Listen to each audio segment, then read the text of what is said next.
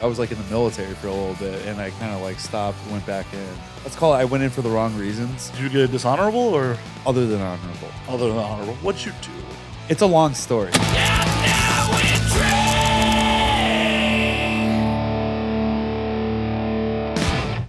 Dante, what the hell's going on?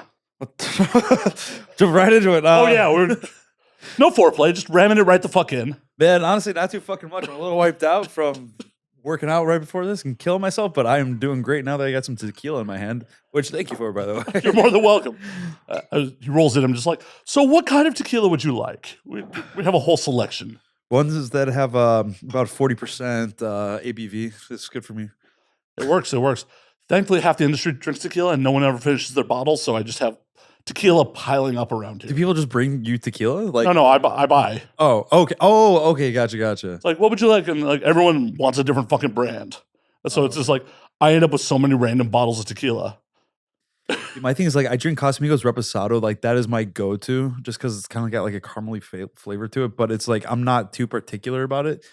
But it's just like other than that, like I don't drink for like the taste of like, oh yeah, like it because it's very fine and whatever the fuck. It's just like I drink it so I get tipsy and or drunk. And it's like, why else would you fucking drink this nasty shit, you know? I like the flavor. Okay, I'm sorry. I should not.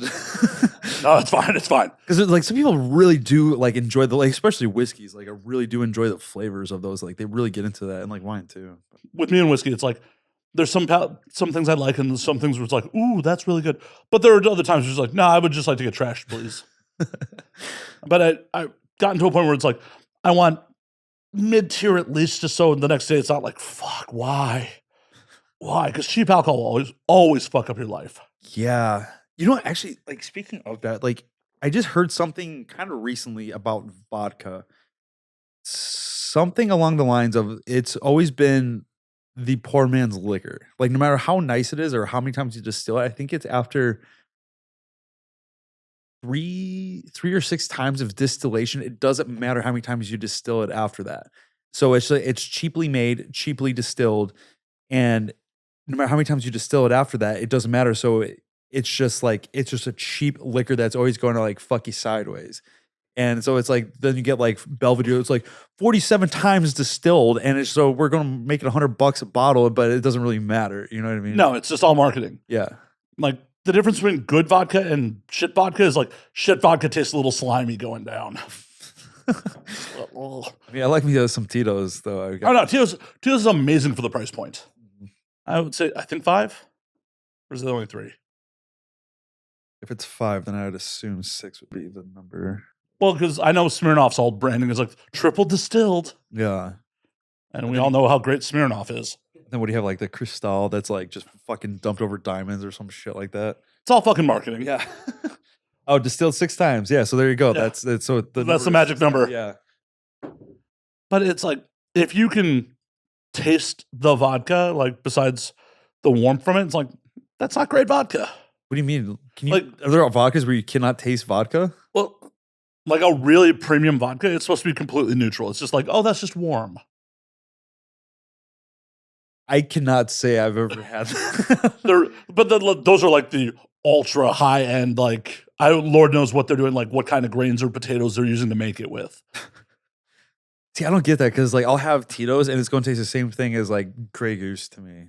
Well, Or, and like you're talking about something more premium than that. oh yeah, like Oh, some of the like the really crazy ones. But like Beluga is actually something that I would. Yeah. It's like somewhat enjoyable. but if you got it, like if the second it's going into a cocktail, it does not matter. Yeah. Like there should be no flavor notes that are really affecting the cocktail. Yeah. It's not like, oh, hey, I'm making a whiskey cocktail. It really matters what kind of whiskey I put into it. Yeah. You're just fucking drowning it out anyway. Right. You're drowning out the noise. At that point, the vodka is just there to fuck you up. Hey, I mean, that's why we drink. That's why anybody fucking drinks. I don't know. Some people make it such a big deal about it. I never understood. Oh, it's crazy to me, especially those people that will like collect like the fucking $1,500 bottles of like whiskeys or like the really high end shit. It's just like, are you gonna drink that? Like, Probably not. right. I can't justify spending $1,500 on something I'm just gonna end up drinking. It's like, cool. I drank it. It's gone. Right. There was this bottle at a liquor store up by my place in Flagstaff, and they had like there they're not like a bougie place, but they have a shelf full of just like dumb expensive shit. And some of the whiskeys there are like 10 grand for a bottle. I'm like, first of all, why is it this much? And who the fuck is buying this? And like, and especially in Flagstaff, like who the fuck in Flagstaff is going to buy that? Like, Someone whose second house is in Flagstaff. yeah, okay, got a point there. No one who really lives in Flagstaff. Yeah. And that's one of the like, or when you get into the really high end cognacs, they have it just, it's a showpiece. It's like, look at how nice this is. It's like having a fucking Rolex. Because at the end of the day, your phone tells the fucking time. Yeah. It's about the status symbol of like, that's right. I got this fucking boozy ass watch. That's another thing I never got. It was like, I get it, like when you're like a fancy person and it's just like kind of completes everything. But like a lot of people, like in this industry, like there's no one in this industry that's fucking fancy. Like they might pretend, but they're not, And they're walking around with a Rolex. I'm like, dude, come on, like fucking take that shit off. Like just look at your phone, dude. Right. You're not impressing anybody. No, you're having people wonder like, where's your money gonna fucking go? Like, that is honestly one of the things that always drives me insane about this industry in general is like people spending money on crazy bags and fucking shoes. And it's just like, what? You're shooting your OnlyFans stuff on your phone. Really be spending it on your fucking camera. Yeah, dude. Like it makes me sick sometimes how much money I spent on food. Like when I used to live here, I was going to Erewhon every fucking day for lunch. Why? Because like I like to eat healthy, and their food is so fucking good for like how healthy it is. And then I look at the end of the year, and I'm like $12,000 a year that I spend at Erewhon just going there for lunch every day. But then I'm like, dude, that makes me sick. But then I realize like, okay, well I'm not out here buying bullshit either. So it's like I have like 30 items of clothing, and they're all like, just shit that just gets like stuff like this, Yeah. And so I'm just like, okay, you know what? If it's going into your body and it's good for you, then I'm like, I can justify it. I mean, it's only like, it's a lot. It's $33 a day. Yeah. If you went there every single day. Not every single day, but it was let's call it 5 days out of the week. Okay. So $40 to $50 a day. But in LA right now, you could spend fucking $25 at McDonald's just to get the fucking combo. So Has McDonald's really gotten that expensive? Oh, I mean, in recent inflation, shit. Jesus Christ. Yeah. Is there like still like the dollar menu? Does that exist? No. When did they get rid of that? Like just during the inflation period? I'm sure. Okay. I love that I've all of a sudden become an expert on McDonald's menu. Jesus, I need to go to the gym. Like, oh yeah, that totally tracks. This dude totally understands McDonald's menu. So I'm a Mickey D's connoisseur. Oh yeah. Oh yeah. It's like, no. These fries are too old. Send them back. I like my shit crisp. Right? How dare you say? Do you know who I am? I eat here all the time. How dare you give me stale fries? Snail fries? Stale. Oh, this is snail. I was like, is this That would be a amazing. fucking, like animal style thing? Like in Escargot fucking. no, Escargot. McDonald's escargot. please not. What, you wouldn't trust snails from McDonald's? No. Fair. Does that really need to be said? Have you ever actually had escargot? I have. It's Oh. not as bad as I thought. It was recently. It's not as bad as I thought it was going to be. Yeah, I honestly think it's pretty good. Yeah, it's like it was more chewy. I thought it was going to be more slimy, No, it's a lot of butter. At least every time I've had it, it's like, oh, this is chewy and a lot of butter. How could you go wrong with that? It's kind of like mussels, like like you just like steamed mussels or something like that with just like all your seasoning and butter and shit on there. It's really good. It's like this potentially could have been healthy at one point, and then all the butter and everything else that goes into it. I feel like the nature of the snail just kind of makes it feel like it wouldn't be healthy though, I mean, insects are a lot of protein. Like I know Really? snails aren't insects per se, but like Wait, what are they then? what actually is a snail? Oof. Sorry if you came here for science facts. This is not necessarily the podcast for that.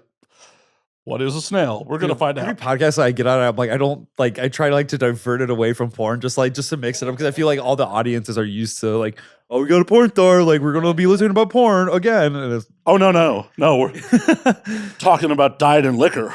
It is a shelled gastropod.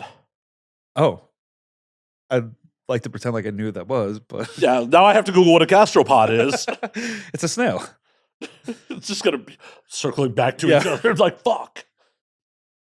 What is it? The gastropod family. I bet you like slugs fall in there too. I mean, that would make sense. I mean, they're basically the same thing, right? They're mollusks. Oh, no shit. So they're close to, You want to hear something interesting that I just found out kind of sort of recently about mollusks? They're technically, maybe not snails, but mollusks are technically vegan. They don't have brains and they outdate plants, the existence of plants. So it's like, scallops, mussels, clams, you name it, whatever. And they're like all those sea creatures. They don't have brains. They're basically just plants with nervous systems. And plants do have some sort of, most plants have some sort of like relation to a nervous system. Oh, they do. I mean, plants can communicate with each other. Yeah. And so it's like more or less they could be considered vegan, but they're just muscle tissue plants. So it's like they predate the existence of plants, which I thought was fucking wild. Well, next time I take a vegan girl to a French restaurant, be like, oh, get the escargot. It's fine. It's fine. I don't know if escargot, because I think snails have brains, right? Let's find out. This is why I keep the laptop right here. Do not have brains. Oh, shit. Okay. Wait, snails don't have brains? Nope. Gastropods and snails do not have brains is the first line of the Google result. Wow. Okay. Right. All right, girl, I'm going to take you to a nice French restaurant. I don't know how well you'd sell that, but I've tried to sell vegan on it once. It didn't work out so well. Do you date vegans? No. If you eat meat, it's just a bad plan to try to date a vegan. Yo, yeah, it's never going to work out because it's either you're going to turn vegan or they're going to turn back into a meat eater. I've seen that shit happen. And the likelihood of you converting them back pretty low. Yeah. Like if they're just a vegetarian, maybe. Man, I've seen it go both ways though. I'm not going to lie. You've seen someone turn out a vegan? Yeah. Okay, which one of them in the relationship was the vegan? The dude or the chick? The girl. Wow. Right. But I've also seen it go the other way too. Like the girl turns the guy into a vegan. What kind of pipe is he laying that he made her get back on? Fucking better than mine, I'll say that. I have never converted a vegan. Never. I don't think I've even converted a vegetarian. Yeah, man, that's a hard sell. I mean, I guess everyone's just like at different levels with that shit, though. Like how devoted they are and like the reasons why they do it. Well, I feel God damn it! You thought Nathan Bronson was bad. The table's just gonna be flipped by the end of this. I mean, it's just like you ease them in with some gelato or some shit. Like, oh, it's gelato. It's delicious. It's got eggs in it. Wait, what does that gelato have to? Gelato definitely has eggs in it and cream. Right, but what does that? You ease the vegan in. Okay, gotcha. Just ease them in. Just like they're trying something doesn't. I was like, no. You ease them in with the gelato. Like, oh, this gelato's delicious. You want some? Once I have the gelato. I didn't know gelato had eggs in it. I thought it was just milk. Oh no, it has eggs in it. Really? No shit.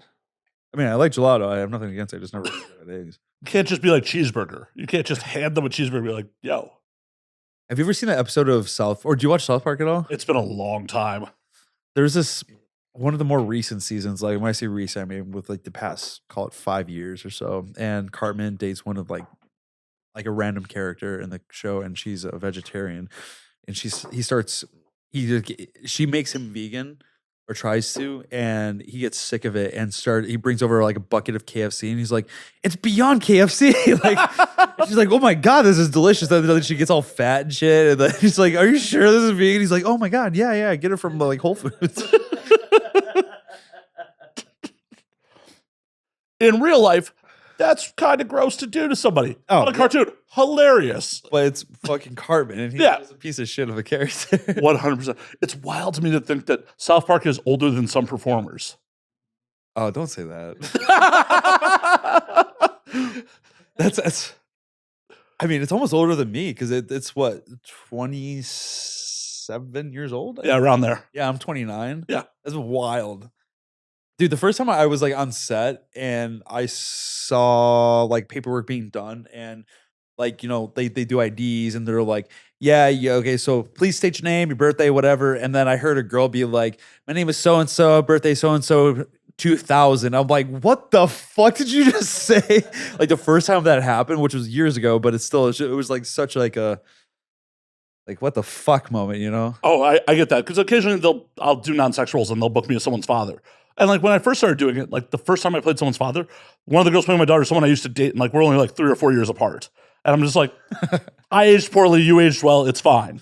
Then there were other times where it's like, oh, I legitimately could have fathered you. Fuck. Oh, dude. Like, how? Oh, yeah, I've been sexually active longer than you've been alive. Fuck. When reality sets in. That's so weird. It's like, God damn it. Getting old. It's like the fucking Matthew McConaughey line from Dazed and Confused. Like, I keep getting old and they stay the same age. It's so fucked. I love it. I mean, for you as male talent, like, it's only going to get worse because, you know, you guys statistically have a much longer career. Yeah. I don't think it's going to last so much longer, but it is one of those things where I've really, when I'm on set with like 18-year-olds, it does like make me actually uncomfortable, you know, because it's just like you sit there and think about it for a minute, and they just got out of high school, and then you're like, man, it's been like 12 years since I've been in high school, and now it's just you're fucking a high schooler basically, and it's just like there should be something wrong about this legally, no, but it's just like, you know. No, I'm right there with you. I had Tiana Blow on the show a little while back. Who? She's 19. Like Tiana Blow. Tiana Blow. Oh, Tiana Blow. I was like, that's a hell of a fucking name. And she's 19, and it's just like, you know, sex comes up, you know, talking to people in the industry, sex comes up, and it's just like, you're 19 and have braces. This is really uncomfortable to talk about. Braces. Like, talk about anything sexual with you. Like, this is really just weird. Like, this is wildly uncomfortable. And what's even more uncomfortable is some of my audience being like, she's so gorgeous. I'm just like, ugh. I remember my ex had braces, and she looked like fucking young too, but she wasn't, you know, she was still 25 when we were dating. And so it was just kind of one of those things where it just like that the braces adds to it so much because it's just like that's like the sign of innocence. And then I learned that you sell more as someone with braces, and it's like it's kind of fucked. But it's, you know, it's a market. Yeah. I'd say that it's right. Well, no, it's capitalism at its finest. Yeah. It's just like, well, this sells, so we keep doing it. It's like all the step bullshit. It's because it sells. No one's in love with making fucking faux cess porn. No one gets on set like, cool, I get to. I'm sure some people do. Who have you met in recent years that's excited to do that? I don't know. I mean, I think it's kind of beaten to death, but I think there are some people out there who are into it. Not hating on them, but you know. I also think that whole step thing is like a feedback loop. Oh yeah, because it's like people don't know what they want, and then people don't know what they want until they're shown, and then they get this whole thing where it's shown to them, and then they watch it, and then they're like, oh, people want to watch it. And then they show them more of it, and then they watch it more. And so it's just kind of like this thing, this loop that just never broke. You know what I mean? I wholeheartedly agree. I actually pitched this to someone a while back. I want someone to do the same scene, but the one setup for the exact same sex be faux cessed and one not. And be the exact same like actual sex scene. Right. And see which one performs better. I bet you the faux cessed will still. But is it because of the algorithm, or is it because like people actually... I think there's just like an aspect of taboo, and it's such like a mild taboo, like at this point, that it's just any taboo at all is going to like enhance the analytics at least a little bit. So I think that just the nature of like that, and that sits in your back of your head, whether you watch a story or not, there's just kind of like this like ooh aspect to it, like, you know what I mean? I'm so jaded. It's like, yeah, that's not taboo at all. Right. And I've had conversations with people recently about shit like that where you know, just like I've seen the craziest shit, and it's stuff like that is just like numb to me. But then I talk about them, and it's just like it's basically insinuating you fucking your family, and then so I'm just like, yeah, I guess you're right. Like that is pretty fucking incest, or like pretty taboo still. But it's just like when you look at it, and you're so used to looking at it that it's not. Yeah, but it's not. I mean. You and I both know. Fucking your daughter's not that taboo. In real life, yes. That's what I'm saying. So the insinuation. I was about to say, like, nobody in their right mind thinks that you are related to whoever's playing your stepdaughter. But they do. But they fucking do. Is the problem is, I know as well as anyone else, the minute you look at the comment section, like, no. There's a lot of people who can't separate, you know, the art from reality. And it's like, ugh. That's what we do, man. We sell a fantasy. Well, That's our job. I know. 100% the job. Actually, speaking of the job, I want to roll it back a little bit. You said you might be not doing it that much longer. Yeah, it's just like everyone has their, their time. I think mine's coming to an end here. It's not fulfilling as much anymore, and so I just kind of want to move on to other things. And so as I do more of these other things, I'll do less of this. What are the other things? I don't really know. I'm kind of, I'm kind of like giving this YouTube thing a shot. Seeing how that works out. It's just me and my buddy. We're just trying to do kind of not like a podcast, but just like an entertainment thing where we just drink and then we just like do like different activities and shit. And so and we have a lot of fun doing it, but it's a lot of work. And to get shit off the ground, I'm sure as you know, it's not easy. No. And it takes a lot of time, or you just get really lucky. And so that's kind of what we're hoping for. But it's just kind of one of those things where I'm not passionate about it, but I do enjoy doing it. And it took me forever to like figure out like what am I passionate about, and it's motorcycle racing. But I'm way too fucking old to race motorcycles and make any money off of it. Yeah, but you could be making content about racing motorcycles. Yeah, and that's what my buddy told me like last week. And so I was just kind of like, I mean, I'll figure it out. I think that's kind of ultimately what I'll try to get into, but we'll see where that goes. Like I tell every performer, like have a plan to be out of this. Like, Yeah. For the most part, you have a limited time in front of the camera. Yeah. Everybody's got a shelf life. Yeah. I mean, for dudes, it lasts much longer. Evan Stone's still banging people. Yeah. I mean, for fuck's sake, Evan was performing when like I was in high school. Oh my God. Yeah. I forgot about that, dude. I met him for the first time. Like, it was like last year at some point, and it was so weird because I remember like as a kid seeing him on HBO fucking whatever. And he looks so different back then, and seeing him now, I'm like, God damn. Like, but it's just such like a 360 moment. Like, well, I guess I'm here now. Right. I guess we're peers now. Yeah. My favorite is like the first time I met him, because like in the 90s and early 2000s, they shot him like he was fucking Triple H. Like he was just massive. And I'm an average, like, dude of average height. I'm 5'10". And I'm like, I'm taller than you. This is fucking weird. I expected you to be like 6-something, just a big dude. He's stocky, but he's not like a tall dude. Most of the male talent is not particularly tall. Yeah. I've never looked at it that way. I mean, yeah, everyone's pretty much like a solid average height, like around like the 5'9" to like 6 foot range. But the average girl's 5'3", so. Yeah. So so it all works out. But yeah, I used to joke, it's like, man, this shit is shot like Mighty Morphin Power Rangers from low angles to make everyone look tall. Yeah, and it's also like there's not a lot of stand-up time, No. You're more like vertical. Like, or horizontal, I'm sorry. Alcohol, it's okay. No one's hiring you to figure out the angles. Well, they are, but you know what I mean. I mean, clearly I'm doing porn for a reason. Right. Strong suit. What? They don't have you having geometry tests before you start the day? I mean, some of them do, but I don't really work for them anymore. You want to do the YouTube channel, you want to do some motorcycle racing. Like, what else are you doing when you're not on set? I'm just fucking chilling out, man. Just hanging out with people, and that's the thing. Like a lot of people will come up to me and be like, "Oh my God, you live such like a crazy wild life. You're doing all this shit all the time, and you're going out to the woods and shooting guns and off-roading this and that." And it's just I only post stuff on my story when I'm doing shit, and so it looks like I'm constantly fucking doing shit. But it's like once a month, like I'll be out like fucking doing something, and so I'm just like, no, I'm pretty much at home just doing absolutely bullshit. So I mean, like I work out a lot, but I fucking hate working out. So it's I got that going for me, but yeah, that's about it. I mean, actually, I have been getting more into working out, like doing competition stuff, like CrossFit shit. So it's one of those things where I need a goal, like I need something to work towards, like a reason to do something, to like work harder or be more dedicated to it. So like I started doing these competitions, and they're for nothing, but it's more just kind of like I did that, and I did well at it, so it's kind of, and it's a fun thing because the gym I'm at specifically is a pretty competitive gym, so they do a lot of the competitions as a group, so it's kind of cool. Very cool. Someone to keep you accountable for when you don't want to work out. Yeah, and the owner of the gym was like used to be a professional, and so he's like fucking like, it's just if you want to feel like shit, you work out next to him. He'll make you work hard. Nice.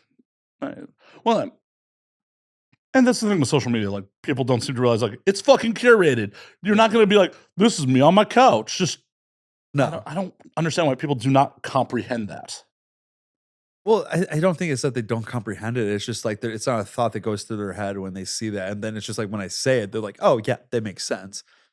But it's just, I mean, there are a lot of performers that just post shit where they're just like, just doing nothing. And it's like, why did you post that? Like, what's the point? Yeah, but how many of those are thirst traps?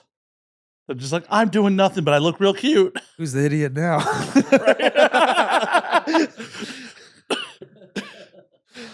How much revenue did that just generate for their OnlyFans? Shit. Yeah, I guess. But then there's just also like boring shit I've also seen. Oh no, it's boring as fuck. But for thirsty dudes that just want every little taste of their content. That's very true. The obsession some of these dudes have with performers is wild to me. Yeah, like the relationships that they build in their own heads is fucking like it's awesome. I mean, it's just cool to see like how far people can go. Do you have any super fans like that? Easy, sure. Yeah, I mean, it's like I like, don't fuck with my money, man. What are you doing? No, it's me. Like, yes, I do have people who are pretty like wild about it. But it's more so people that are in that like don't subscribe to my OnlyFans and the people that are in my DMs, and like every once in a while I'll check like the like requests or hidden requests or whatever, and then they've just been like talking to themselves for like a fucking month, and I'm like, oh wow, like how many of them are like, bro, can you get me into porn, bro? More than you'd think. No, probably not. Yeah, that's a fair point. I get it. Yeah. I've never had my dick on film once, and I get them. So I can only imagine someone who actually slangs dick, how bad it is. Yeah, I mean, it's a lot. I mean, it's one of those things where people like don't take the initiative to just go fucking figure it out. Like we all figured it out. Like just go on like Craigslist, go find an ad, go Google it, like porn agent. That's literally all you gotta do is Google porn agent, and then like you'll eventually find one that's going to get you a job if you can perform. That's the barrier to entry is performing for the first time. You know what I mean? For sure. Well, I tell people all the time, like, do you have an OF? Start an OF. Start jerking off on your OF. Yeah. Like, there you go. Yeah, and if you're hot enough, then some girls would be like, "Oh, hey, what's up, dude?" Right. Or guess what? Not everyone is performing for people they're attracted to. There may be a bunch of dudes that buy your content. Yeah. Their money still spends. Do you notice a lot of guys have like issues with that, or I'm assuming like most, dudes that are trying to like break in that. Breaking in. Yeah, like no actual performers. I don't think anyone gives a fuck about that. Like, but some dude who's like, I want to be a porn star so I can, have sex with the people that I fantasize about. I'm sure those dudes would have big problem with the idea of some dude jerking off to them. Yeah, those people never last. Like I've seen a couple people come in and out like that, and it's just you come in with a certain vibe, people are going to see it. Oh yeah, it doesn't last very long.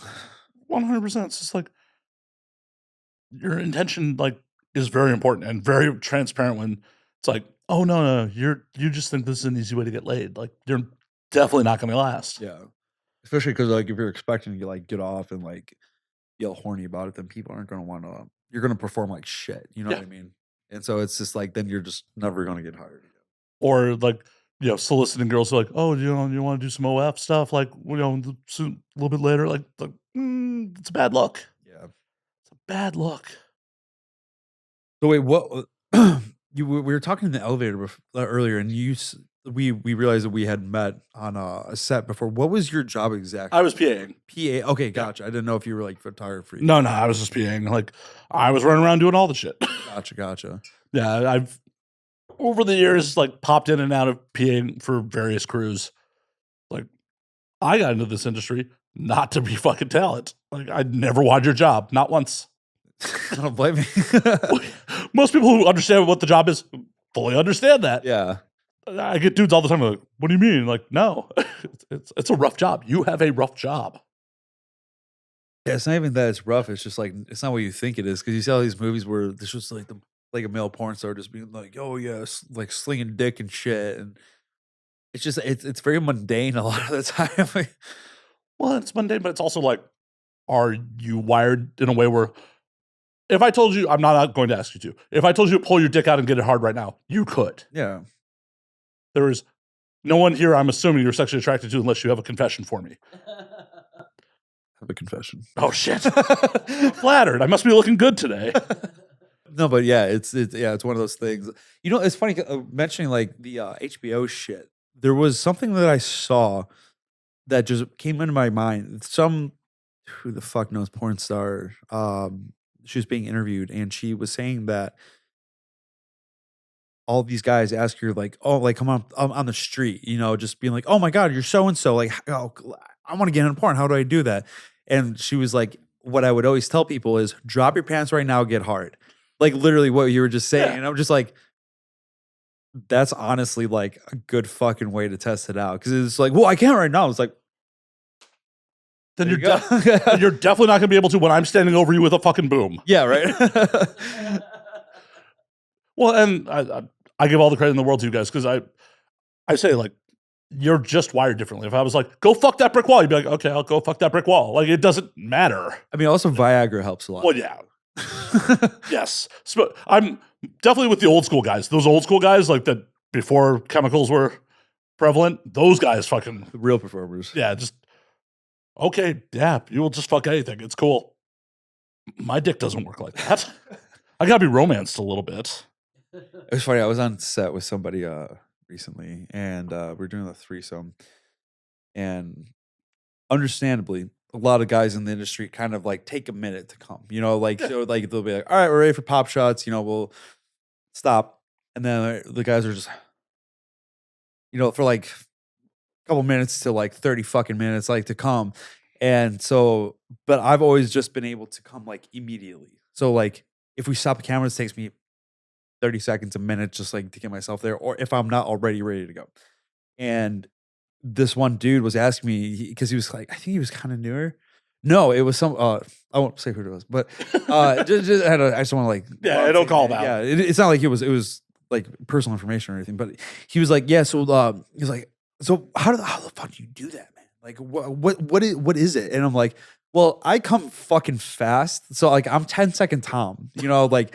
I come so fucking fast that it doesn't matter because I can just like fucking stroke it real quick and I'm good to go. So it's like it's there's a downside to it. So and it's one of those things where a lot of guys like will come up to me and ask me like, "Oh yeah, like how do you not come during porn?" And I'm like, "Well, there's some tricks to it, but at the end of the day, you just kind of, you know, you got to take your breaks, and I have to take more breaks than most people." And we as crew just want to go home. We just want to go home. Yeah. We all just want to go home. That's what I tell people all the time. It's like every porn crew just wants to go home. No one wants to be there any longer than they have to be. It's so funny. Like Mike Quasar is like he's always known for that whole thing. Where we're just like, let's go home, guys. Like as soon as he gets here, it's like, let's go home. Honestly, and that's why I loved working for Marcos. He's the most efficient director I've ever worked for. Yeah, he Like- was great, man. It's 100% like, oh, we're putting in the lunch orders. We're already packing out. Like, we're done. Yeah, he was good. Absolutely the best. Like I've been on Quasar sets before. It's like depending on who he was directing for, it's been some long days. Yeah, especially when you're doing softcore. Like you spend it a whole day doing dialogue, and then you have sex, and then it's like, all right, let's do it again. Like, and then everyone's just like, fuck, and you know, so it's yeah, those are long days. I don't really think anybody does softcore anymore, right? I don't think so. I feel like there's somebody that. Unless someone really, really, really failed. Like Well, no, because like some studios self contracts with like hotels and stuff like that. And yeah. I'm trying to think. I feel like there's somebody who does still. I'm trying to think who, like, if I was on, Penthouse. it probably would be Penthouse. Like, Yeah.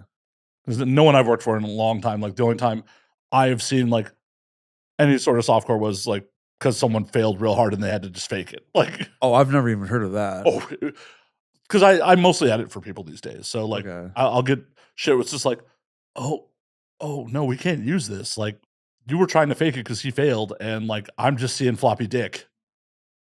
Yeah, okay. It doesn't happen very often, but it's happened. It was really just me cutting like a whole like 10 minutes out of a scene. I'm just like, Yeah, I can. She's riding him, but I could see his floppy dick. Like, It's not a good look, dude. it's not a good look. It's not a good look. Dude, I mean, I feel like there's been times where like we do threesomes and like some people just like can't stay hard, or like I'm a second scene or something and they just run long because they can't get hard, and it's like I don't think I've ever seen it resort to softcore. I think it's just been like we're gonna be here as long as it fucking takes, dude. This one was for a smaller production, and like Oh, okay. it was one of those things where like I think they were running out of site location, like rental time. Oh, yeah, that's a fair point. Like in reality, he popped early. Oh, I don't get how fucking guys do that.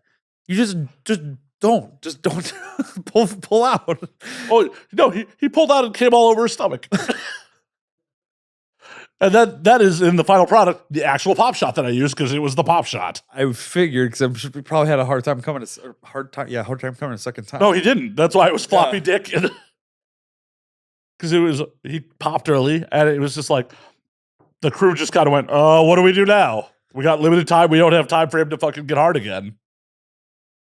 Dude, that's gotta be the most defeating thing as a crew member to see that, and you're just like, "Fuck." I mean, I'm very thankful I wasn't crew on that one. I was just editor on that one. I was just like, I called the producer. I'm just like, "What the fuck is this? The fuck? The fuck?" Oh man, I can't imagine that. He's like, "It's what happened." I'm like, "All right, I'm just gonna rework this. That like his premature pop shot is the pop shot. Jesus Christ. Cut out like the majority of." I mean, that's gotta be hard to edit too. A lot of rearranging parts of the scene. Yeah, but just like also like scrubbing the footage too. Yeah, wasn't great. Wasn't great. Fuck. Yeah, editing porn's not all it's cracked up to be, folks. Yeah. I feel like editors are so underappreciated because there's some shit where I've seen it being filmed and it's mostly dialogue and it's just like there's so much runtime before like it gets to anything. And like as an editor, you have to like because I do some editing, like I kind of get maybe what you're going through, and I see all this shit. I'm like, dude, the editor has to watch all this fucking shit. And then there's like the moments like where they're going in front of the cameras, going like this, and then you have to listen, like, oh fuck, I gotta listen. And like, okay, all these instructions, and then there's all this shit that you have to go through. And then I'm imagining just like a 30-minute scene takes you probably a whole fucking day and a half to do. It depends on how well it was cleanly, but I also generally edit at like 1.5, 2 times speed. Like I will just fast forward like through the scrub and like look for those hand motions. Like, okay, wait a minute, gotta go back in real time. Yeah, but then that's the thing. Like I would imagine you'd have to listen to everything because there's a lot of shit like voices in the background that shouldn't be there too. And like you have to like listen to that. Thankfully, years of editing podcasts, like I'm really good at being able to pick up on audio, like even when it's sounding like the Chipmunks. The Chipmunks. Because it's being fast forwarded. Oh, okay, gotcha. So it's like that doesn't sound right. Like, hold on, let me back to real time. Okay. Oh, gotcha. Like the same crew. I'm gonna bitch about like one production in general, but like the same crew that filmed the floppy dick also was a crew that like the director was giving verbal instructions to the performers like during the scene. And it's just like, why are you doing this to me? Why?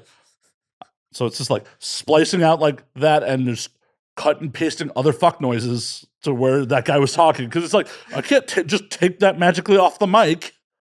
Fucking hell. It's just like, what is happening here? Like, did you not work out hand motions with the cast before they started fucking? Why are you telling them to turn around?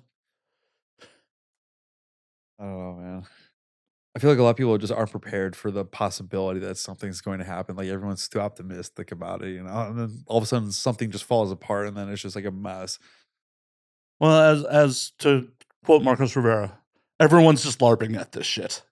LARPing? Live action role playing? Yo, I know what that is. I've never heard that phrase before, but that's fucking awesome. He used to say it all the time when no one else was around. Like, was he referring to the crews or cast or like everyone? Okay. Everyone. Yeah, it really is kind of just a figure out as you go type of a place. Well, and it's also not like the majority of the people that work behind the scenes in the shit went to film school. Yeah. Like, I'm not classically trained in any fucking way, shape, or form. I learned everything I fucking know on sets and trial and error doing this. It's so funny the amount of people that I've heard coming from like mainstream film to porn and the crew sense, and they're like, yeah, I failed doing this, or like it wasn't making enough money, and just the amount of people that came from that side and just ended up here as like a lost puppy. It's just, and then they're like, and then I've been here for the past 20 years. Oh, poor Quasar. Literally, that's who I was thinking of. Like him, Alex, and fucking Matt, like the three of them. Yeah, Because like they all came down from Canada together. yeah. Well, they came down from music. Mm. You know, Quasar came down here to Like, play in a living band. Yeah, they were living in a van and shit. Yeah. I think. I don't. Oh, I mean, but Quasar definitely like they came down here to pursue music. It was like porn happened. Yeah. I mean, and that's the thing where most people, porn just happens. Most people, it's definitely changed as I've talked to some of the really younger performers. But like when I got in, this was never anyone's first destination. No. Everyone just kind of ended up here by happenstance. It's like, for me, my audience has heard this a bunch of time. I wanted to get into film. Like, I'm a big film nerd. If you look around the corner, there's about 1,000 movies on that wall. Oh, yeah. And in Chicago, I didn't meet anyone who. Wait. You're from Chicago? Uh-huh. I'm from Chicago. What part of town? Well, not Chicago, but Wait, what part of town? fucking Addison. Where? Addison. Oh, I lived in Wooddale for a while. No shit. The amount of people I've been meeting recently from in the industry from Chicago, like land area, is wild. Yeah, no, I grew up on the north side, but like I was working in the southwest burbs before I left town. So like I had a condo in Wooddale, like right off of fucking 83. Fuck, man. All right. I had a lot of friends that lived over in Wooddale, like Hinsdale and shit like that. Dude, that's too funny. I'm surprised still that I'm still meeting people that have lived in Chicago. Yeah, because we are smart. We left. Yeah. Well, I don't know why. I disagree with that. You're not living there. Yeah, because I came here to work. Dude, actually, I love Chicago. Like, it's such a cool city. Yeah. But like, granted, I was living in the burbs, but it's still. Every time I go back there, I'm like, this is nice. Like, except honestly, I hate LA. Like, it's a fucking shithole. But So, I love it here. do you really? I really do. What is it that you like about this place? Okay. 'Cause I've actually really never heard of someone being like, I love LA. Okay. So what I love about LA, like, and it's part of it is my comparison to Chicago. And maybe you can attest this, maybe you can't. My feeling for Chicago is, though it's a major fucking city, a lot of very talented people talk a big game about doing shit with their life and then don't. Fair. Here, no one fucking moves here just to move here. So you're surrounded by people that are actively trying to do shit with their lives. For better or worse, some people are fucking delusional. Mm. And if you have an ounce of self-awareness, sometimes you're like, am I one of the delusional ones? Fuck. But That's honestly a fair point, though, like when you put it like that. and then you add in the amount of opportunities that are here are fucking second to none. Like just the amount of random fucking shit I have fallen into over the years. Are you on autofocus on that? There should be. You out of focus? No, I'm just going to like lean forward. Oh, okay. Like we're gonna get intimate now, and we're talking about Chicago. My back was getting sore. It's all good. It's all good. No, believe me, the amount of people get drunk and get wild. If I wasn't on autofocus, it would be a bad day. It'd be a bad fucking day. Because I worked in music in like the mid 2000s. I started a small record label in Chicago. I worked with a bunch of regional bands, that, like all out in the West Burbs, like Wheaton and shit like that. Oh, okay. And they all talked a big game. Very talented dudes. Talked a big game about like wanting to be professional musicians. And then when push came to shove, they weren't willing to walk away from their day jobs to take the risk. Yeah. And That's what it takes. it is. And that is the Chicago mentality, unfortunately. Chicago is do something that you're comfortable with. Do it to the day you die. Marry someone, pump out 2.5 kids, repeat process for the next generation. I don't know. I thought that's so fucking funny. That's why I said it. Yeah, but it's funny. Like, I never thought about it until you said it. Because there's really, in the basic job field, there's a lot of opportunity. But there's like outside of, like entertainment and stuff, like there's no opportunity. Maybe a little bit for comedy. But other than that, there's no opportunity out there for anything like that. Right. And it's crazy. These dudes I worked with, so fucking talented. I put out some of their albums. It was just shit like, hey guys, I can get us a gig in New York like next week. Between the 5 of you and me, we'll rent a van, we'll drive out there. It's less than a day drive, but especially between all of us, we can just power through it. Yeah. Go play fucking in the city, meet some people, maybe set up some other gigs. let's do it. And they're just like, well, it doesn't seem to make sense just to drive out to New York for like one gig.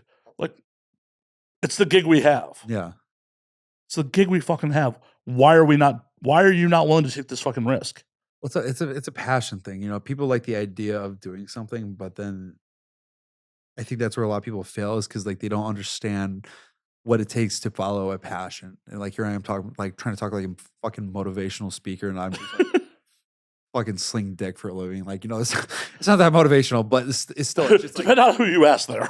yeah, fair enough. But it's still just like there's just really a point if you really want to do something bad enough, you just got to pull the fucking trigger, and like that's what it takes. Is you just have to be like fail or what's the phrase?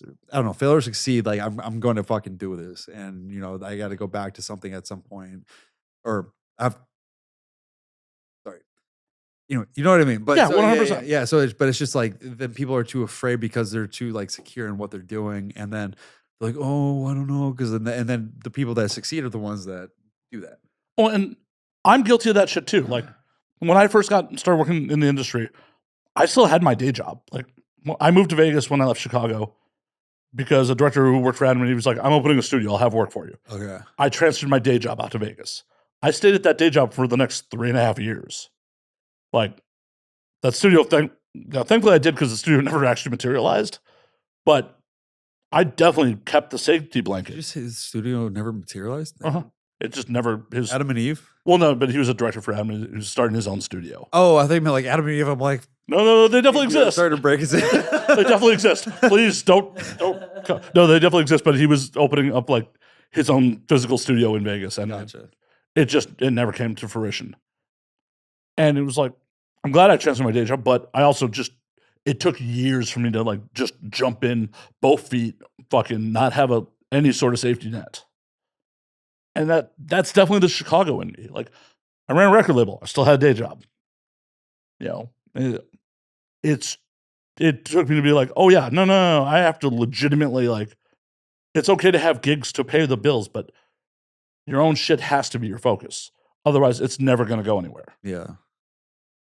My thing is like I quit everything that I was doing, and like fortunately, I liked living in a trailer. I still do to this day, even though I don't anymore. So it's just like when you live in the trailer, like live in a trailer, things are much easier to do and much more cheap. So it's just like you're not having to pay like $5,000 in rent, and then you only have $5,000 for so long. You know what I mean? So it was easier for me to do that, and then kind of like be like, oh hey, I can actually do this. You know what I mean? But yeah, I mean, you have to find your own way to go about it, and that's the thing with entertainment. It's fucking cutthroat, and if you're not willing to do it, if you're not willing to do what it takes, then someone else is going to do it. 100%. And I tell people this to this day. I used to tell my artists all the time, drive will get you further than talent. Yeah, that's very true. You got to have some talent, but holy fuck, there are a lot of talentless motherfuckers who are made it much farther because they're just willing to put in the fucking work. Or if you're willing to suck enough dick. But I guess that's also determination. Yeah. Well, it's just like, I love that everyone's always like, oh, would you take a shot in the mouth for $10 million? Hell yes, I would. Shot in the mouth? Yeah, a shot in the mouth. Oh, I thought you meant like a... No. I was like, I feel like there's not much that comes after that. If their aim is bad, just a lot of dental work, some reconstructive surgery. Gonna burn through half that $10 million trying to have a face again. No, but like, it's like, would you suck a dick for $10 million? It's like, you wouldn't? That's life-changing money. I mean, I'm not saying anyone would be happy about the situation. I'm not saying anyone would be thrilled with my performance, but I'd do it for $10 million, no questions asked. Bro, I used to do that shit for $500. Right.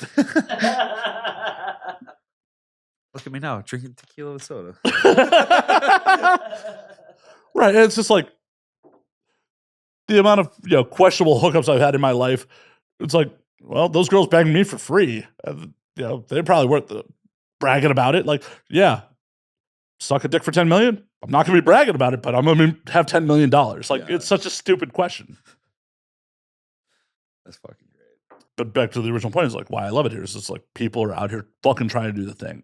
Yeah. So you like the drive, the energy. Yeah, especially like I've been in LA for 10 years now, and it's like in that time I've watched some of my friends like behind the scenes become like legitimate record executives.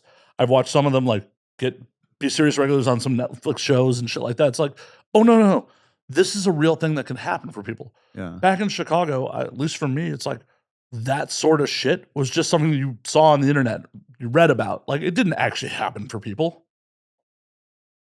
Yeah, it's crazy you say that because it's so true. If you live somewhere else outside of LA and then you come to LA and like live in the culture of all of it and then you see shit like that happen, it's just like it's such like a culture shock because then because it was just like a not a fantasy, but it was something that was never real. But you would just never like okay, like that happens, but like I would, but then you actually see it firsthand happen. Maybe not to you, but just in general, it's like holy fuck, I'm literally in the place where that shit does happen. It sounds weird, like I'm hearing myself saying it. It sounds like whatever, but then I don't know. It's one of those things you have to see for yourself, and it's so fucking weird because you're in the place where all these movies get made. Like I don't know what you like watch Marvel movies. You live in a place where they get fucking made, and it's so weird because then you go to Erewhon, and then you just see fucking Robert Downey Jr. walking around, or Yep. like Brie Larson, or the fucking Kardashians, and it's just like you walk past her with your I don't know kombucha, and then you're like, that fucking Kim Kardashian, and it's so strange to live here. It's like It's another world. But it's fucking amazing. Yeah, I love it. I absolutely love it. Do I love what I fucking pay to live here? No, not so much. Do I love having to edit like other people's bullshit, pull random odd jobs? No, not so much. But I feel, especially before the pandemic, LA was worth the price of admission. okay, yeah, depends. Well, because Yeah, even on not even on the employment side, the entertainment options are second to none. Like if you're into stand-up comedy, all the fucking clubs have every national headliner you want to see playing the Comedy Store, playing the Improv, all that shit. They're gonna be there on a random night. Like the amount of time Chappelle has just taken over like the belly room at the Comedy Store on a random night. That doesn't happen anywhere here, but maybe New York. yeah. Or any musical act you want to see is going to play here, and they may play a small club because they're doing a warm-up show before they go on tour. You know, I've never been into the scene the shows, but like I agree with you. Like I've heard a lot about it. You know, And well, 'cause so earlier you're saying you're a movie guy and you have like a list of all these movies. I hate that I keep asking everyone this, but did you see the new Dune movies? I haven't watched them yet. You haven't? No, Like even the I didn't watch the first one. No, what? Oh my god. Yeah, how are you like a movie guy and you haven't seen that? Just like based off of its like cinematography. I have a lot of love for the old Lynch one, so it's just like I'm so conflicted very very regularly about like the fact that Hollywood just reboots and remakes everything these days, and there's no original IP. So it's I hate that too, but this was like because I watched I saw the second one and then like a few days later watched the David Lynch one. And I was like, "What the fuck is this?" Like, well, it's David Lynch. Of course, you're gonna say, "What the fuck is this?" like, yeah, I didn't grow up in the '80s, so I didn't have an appreciation for that. But still, it was. I just got called old.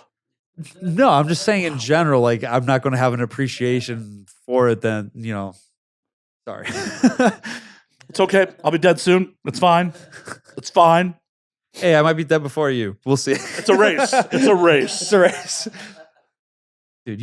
I mean, I know that there's like some hesitation or what the fuck am I looking for? Yeah, like hesitation to watch it.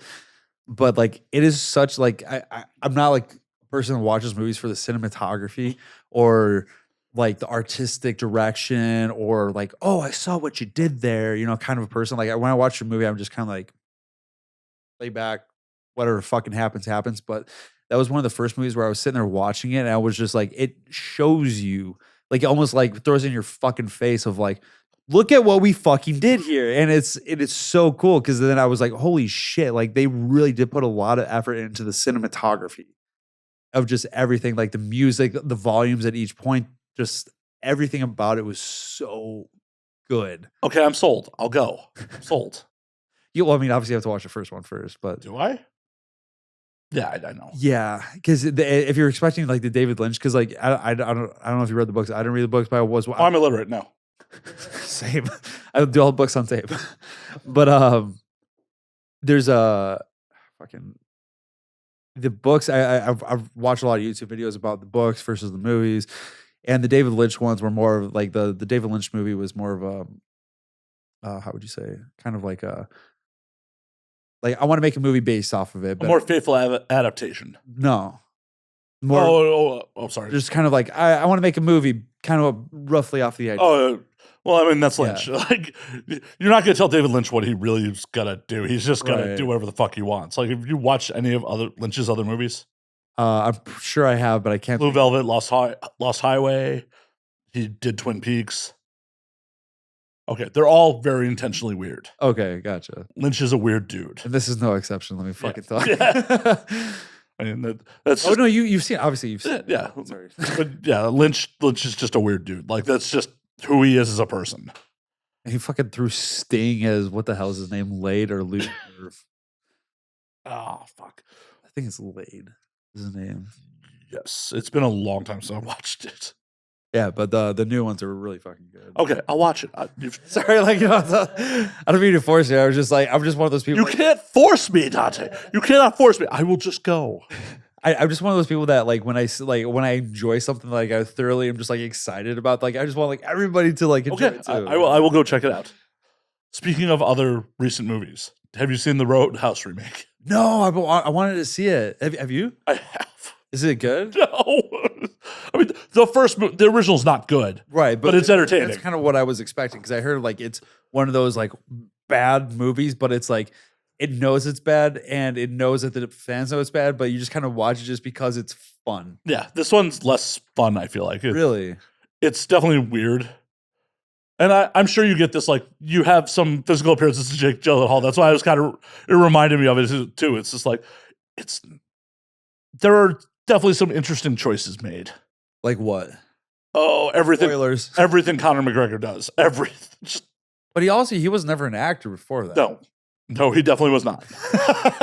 And now he acts like he was on cocaine the whole movie. But you also gotta like, okay.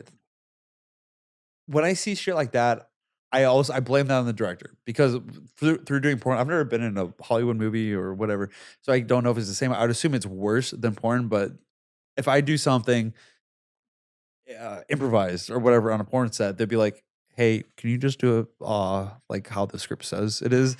You know, they're just like, "Hey, can you do it like this? Can you change the tone? You know, whatever." Like the director's going to tell you.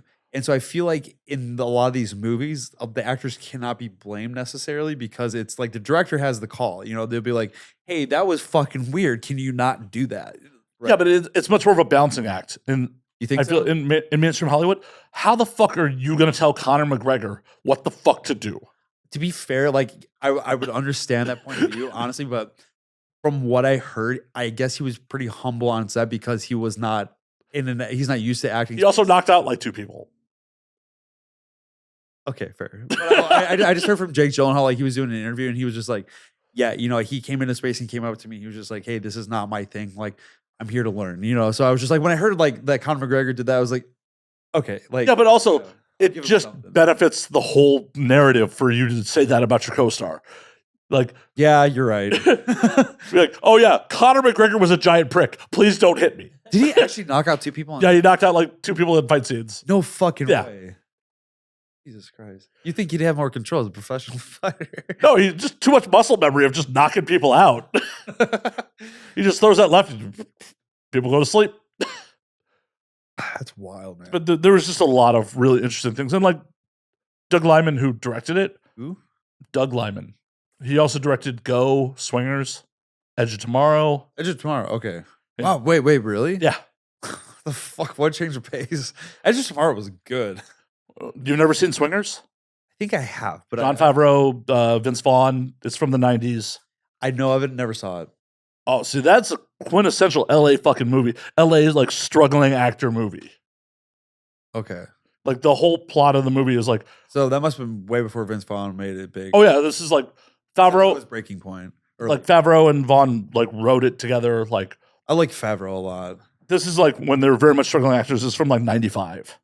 Oh, okay. And it's a great movie. And like I watched it shortly after it came out, and like I've watched it in more recent times, and like it hit differently. When the first time I watched it, was like, this movie's really funny. And then like as an older adult who's like struggling in entertainment at times and like had some heartbreak, the movie hits real differently.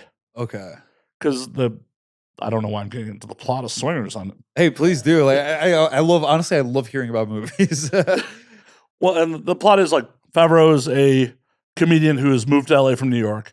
He has broken up with his long-term girlfriend to pursue his dreams. Okay. And the rest of the cast are basically his other like aspiring entertainment friends here in LA. Okay. And the themes deal with like struggling as being an actor, struggling with dating in LA, just struggling with fucking making it.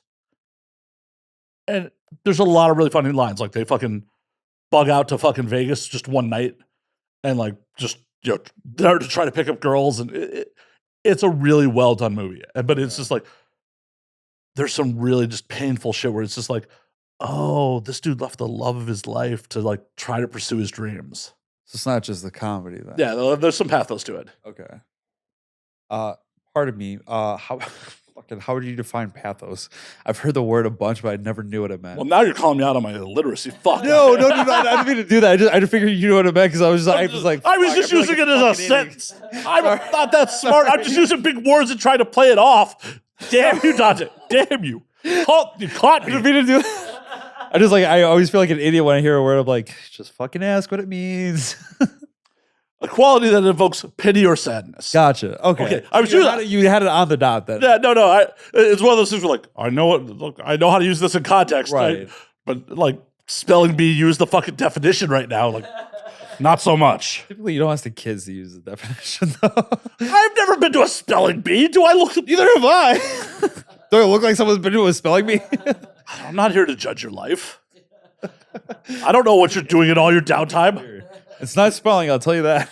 That's what's not on social media. You're just hosting spelling bees. Spelling bee champion in this motherfucker. Yeah, no. I was like a below average student growing up. It's okay. I mean, I'm not complaining. Yeah. Hey, I graduated from alternative night school, so what's alternative night? Like, so the base, like, if you never graduated college or high school, or so where I went to high school had an alternative school, which for the special ed kids, I was there for behavioral stuff. Gotcha. And then they had a night school program for the real fuck ups. Okay. And I got into senior year you're from Illinois, you need fucking 4 years of gym to graduate. Oh my dude, that's what fucked me up too. So I got into senior year needing 2.5 years worth of gym to graduate. Oh my God. Why is that such a fucking thing? Because I failed gym my senior year and they made a huge fuss about it. See, I only failed because alternative gym for us alternative school students, which I used to refer to as prep for prison, because all they would let us do is do weights or basketball. Okay. Like that's just what the alternative gym program was at my high school. Why would they make you just do that? I don't know. But they always had it first period. My high school was big enough that we had 2 lunch periods because half the school would go one period, or the last period of the day. Those were all the periods I just didn't want to be there. Wait, what high school did you go to? I went to Evanston on the north side. No shit. Okay, gotcha. Why is that a no shit? No, it's just one of those things that like you just meet people and then you just like, I know that high school. It's just kind of like a crazy full circle thing. So like those were the periods I just didn't want to be at school. So I failed 2.5 years worth by just not being there. So fucking funny. So going into senior year, it was like I had to start off by taking enough gym credits to make up 2.5 years that year. Okay. I was just like in gym. This was the best shape of my life. I was just in gym all the time. Once I turned 18, I'm like, I'm going to night school.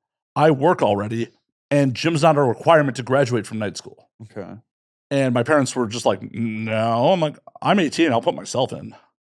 So the second semester, I put myself in night school so I didn't have to graduate gym. And it was literally, I just showed up, hung out, didn't start any fights, and went about my day. Because they gave me a ton of credits for work credit. My thing was I was like in such like a fuck you phase when I was a senior. Like I said, I wasn't really much of a great student, and I was just kind of like fuck you, fuck everything, kind of a thing. And I was like all right, like an all right student. But when it came to gym, I wasn't really in like that great of shape, but I wasn't like out of shape. Because I did sports after school, and it was just like the fact that you're making me do this pisses me off.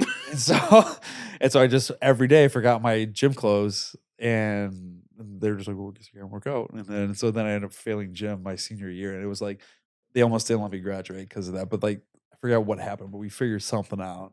But it was just like the fact that like if you fail gym, like you can't pass high school. Right. It's dumb because it's just like a fitness thing. Like if you're fit, like if you're like all right fit, like but there's like still people that were like way less shape than I was, and it's like you're missing the fucking point here. You know what I mean?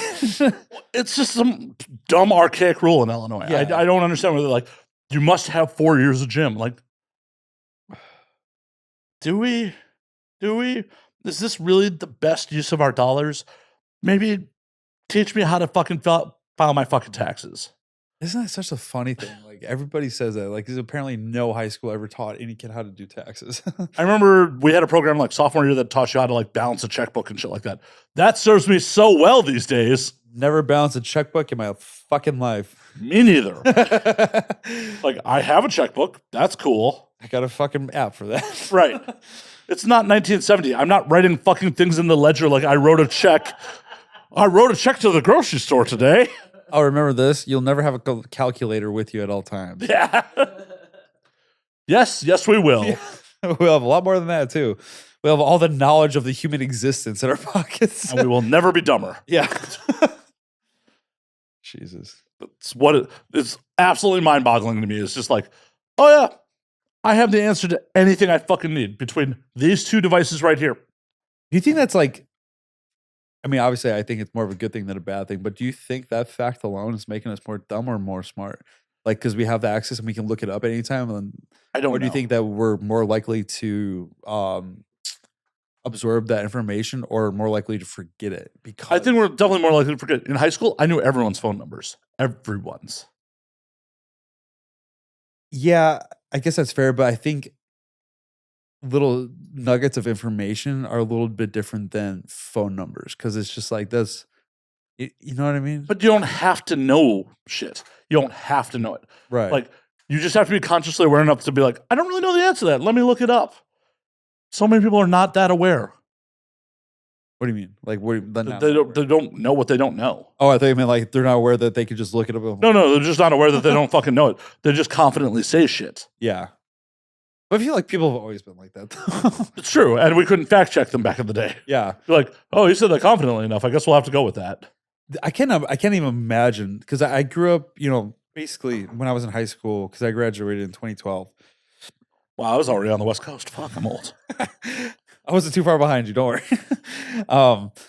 Because we already had cell phones because like I think the iPhone 4 came out when I was a senior or like the summer like leading up to that. And so we had Google, right, on our phones and pretty much the same, you know, for the most part. So like I never really grew up with not having access to any sort of information that I wanted. And the fact that before that, like people were adults and had to go through life with not having like what I would categorize as necessary information at all times. Well, that's why our parents all had encyclopedia sets. Yeah, and maps in the car. Yeah. Oh, I had maps in the car. Yeah. Like I was a computer field technician. Like, Okay. yeah, I've had a lot of weird jobs. No, that's awesome, but I was just like, I was not expecting that. Yeah, no, I was a field computer technician from like 2000 till 2003. Okay. So like I had a Cook County and a Lake County flip map book in my car because it's just like, well, you got to go work at this person's house. Flip, find it on the grid. Try to figure out how to map it there myself. Like sometimes you print out MapQuest directions before you left the house. I remember that. Just fucking pages of MapQuest directions. So if you want to hear a horror story for the youth out there, did a cross-country road trip with MapQuest directions. Didn't go so great. Really? I feel like that'd be pretty easy. Oh, no, because if you miss some fucking turn, you don't know what turn you missed. Like we drove from... Oh, I guess, yeah, you're right. We drove from Chicago to D.C. Yeah, you'd have to stop at a gas station, get a map, and then... Yeah, like we're doing the MapQuest directions, and like when we hit like Columbus, Ohio, instead of staying on the 80, knowing... Well, wouldn't you just have like exit numbers on the instructions? And then like based off the exit that you got off at, then you'd be like, okay, well, I gotta go that many exits back. We're shitty 20-year-olds, man. Like, all I know is I woke up like because I was fucking passed out. Like, it was one of those, like, we're going to drive all night to DC. Right. I woke up and, like, we were on the wrong highway. Oh, Jesus Christ. Like, we took, like, in Columbus, Ohio, it was like, you were supposed to take the 80, like, straight through fucking Columbus. Ended up, like, on the 280 or some shit, which goes, like, a 50-mile, around Columbus. So, like, where the fuck are we? And now, once you make that wrong turn and, bunch of stubborn dudes, we'll figure it out. Like, you're not figuring it out easy. Especially if you're completely unfamiliar with how the interstate system really works. Yeah. And it's very different per state and city at that, too. Yeah. It was. Y'all have it lucky. Y'all have it. It sucks that gas is so expensive now because road tripping used to be a lot of fun and you used to be able to do it with like no fucking money. Yeah, because like what was gas when you were in high school? Oh, like maybe under $2. Like legitimately throwing a 5 on a tank was like you were fucking saving the day. Right. I remember when I was in high school, there was like this. I don't know if people really remember this, but there was like a huge gas crisis, like 2010 to 2012, 2009 to 2012 or whatever. And it was just like people complain about how much gas costs now. But like I look out there and, I just filled up before I got here and it was like $5 a gallon. It was over $5 a gallon in the suburbs of Chicago in 2011, which is fucking wild. Especially in DuPage County, which didn't have all the Cook County taxes. Right. And so I couldn't imagine. So you were out in LA during that time? I was in Vegas at that point. So I was in Vegas. I moved to Vegas in August of 11 and then was here. I moved to LA in 14. Would you know what the gas prices out here were during like 2011, 2012 when they were just like, they were still expensive. Like $8 a gallon? No, they weren't that crazy. Like, they're definitely over $5. Because I definitely would drive out from Vegas to LA to like see people, do some work.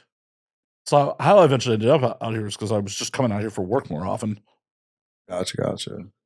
Half of the Chicago like crew that like ended up moving west for adult like all came directly to LA. So wait, there used to be like a larger population of adult in Vegas? Back when I first moved to Vegas, like it was a lot more like older and established performers. Okay. And it's like a lot of people with families and shit like that like had performers, not studios. No. There Okay. was very few studios at that point. Like I thought you were saying it was studios. Oh no, they were supposed to be. Like a lot of them moved out there with the expectation that everyone was going to come to Vegas. Like they were going to pass all these condom laws in LA. And like, oh, okay, yeah, I remember that. Right. And like no one's going to stay in LA. Vegas is so much cheaper. They're cool with us shooting here now. Like right before I left Vegas, Wood Rocket moved out there. Yeah, definitely remember them. And then, but like Naughty America, and there were a couple Brazzers crews out there at that point, but it wasn't much. Gotcha. I feel like that never hit off as well as they were expecting. Because I remember everybody was saying that, and like I was pretty new to that whole scene, and I was like, "Oh, okay, like what the fuck's going on?" And then like it never happened. I was like, "So are we doing this or like?" And then there's just like less and less, and now there's just more and more. That's like everyone's kind of like making their way back here. I feel like it seems to go back and forth because it's like condensing their. Like how many production crews they're having. Oh yeah, and there's definitely less crews in Vegas, but like there's definitely a lot more talent in Vegas now than there was when I was out there. Yeah, like part of the reason how cheap it is to live out there, like in comparison. Oh, 100%. And for me, part of the reason I made the move to Vegas or made the move to LA was most of the Vegas performers and stuff were like older, as I said, older performers with families and shit like that. And like I was so very much a drunk scumbag from Chicago. And I'm like, I want to go out and get wrecked, and they're just like my kids. I'm just like, cool. And Vegas is a shit. Bring them with. Vegas is a shit town to meet new people in. Really? Oh yeah. I haven't like spent much time out in Vegas, but why would you say it's a shit place to meet people? Because either, depending on where you're drinking, or you're out like socializing, you're either socializing in like mad tourist areas, and like the amount of girls I meet be like, hey, yeah, we're really hitting it off. Oh, I don't live here. Cool. Right. Awesome.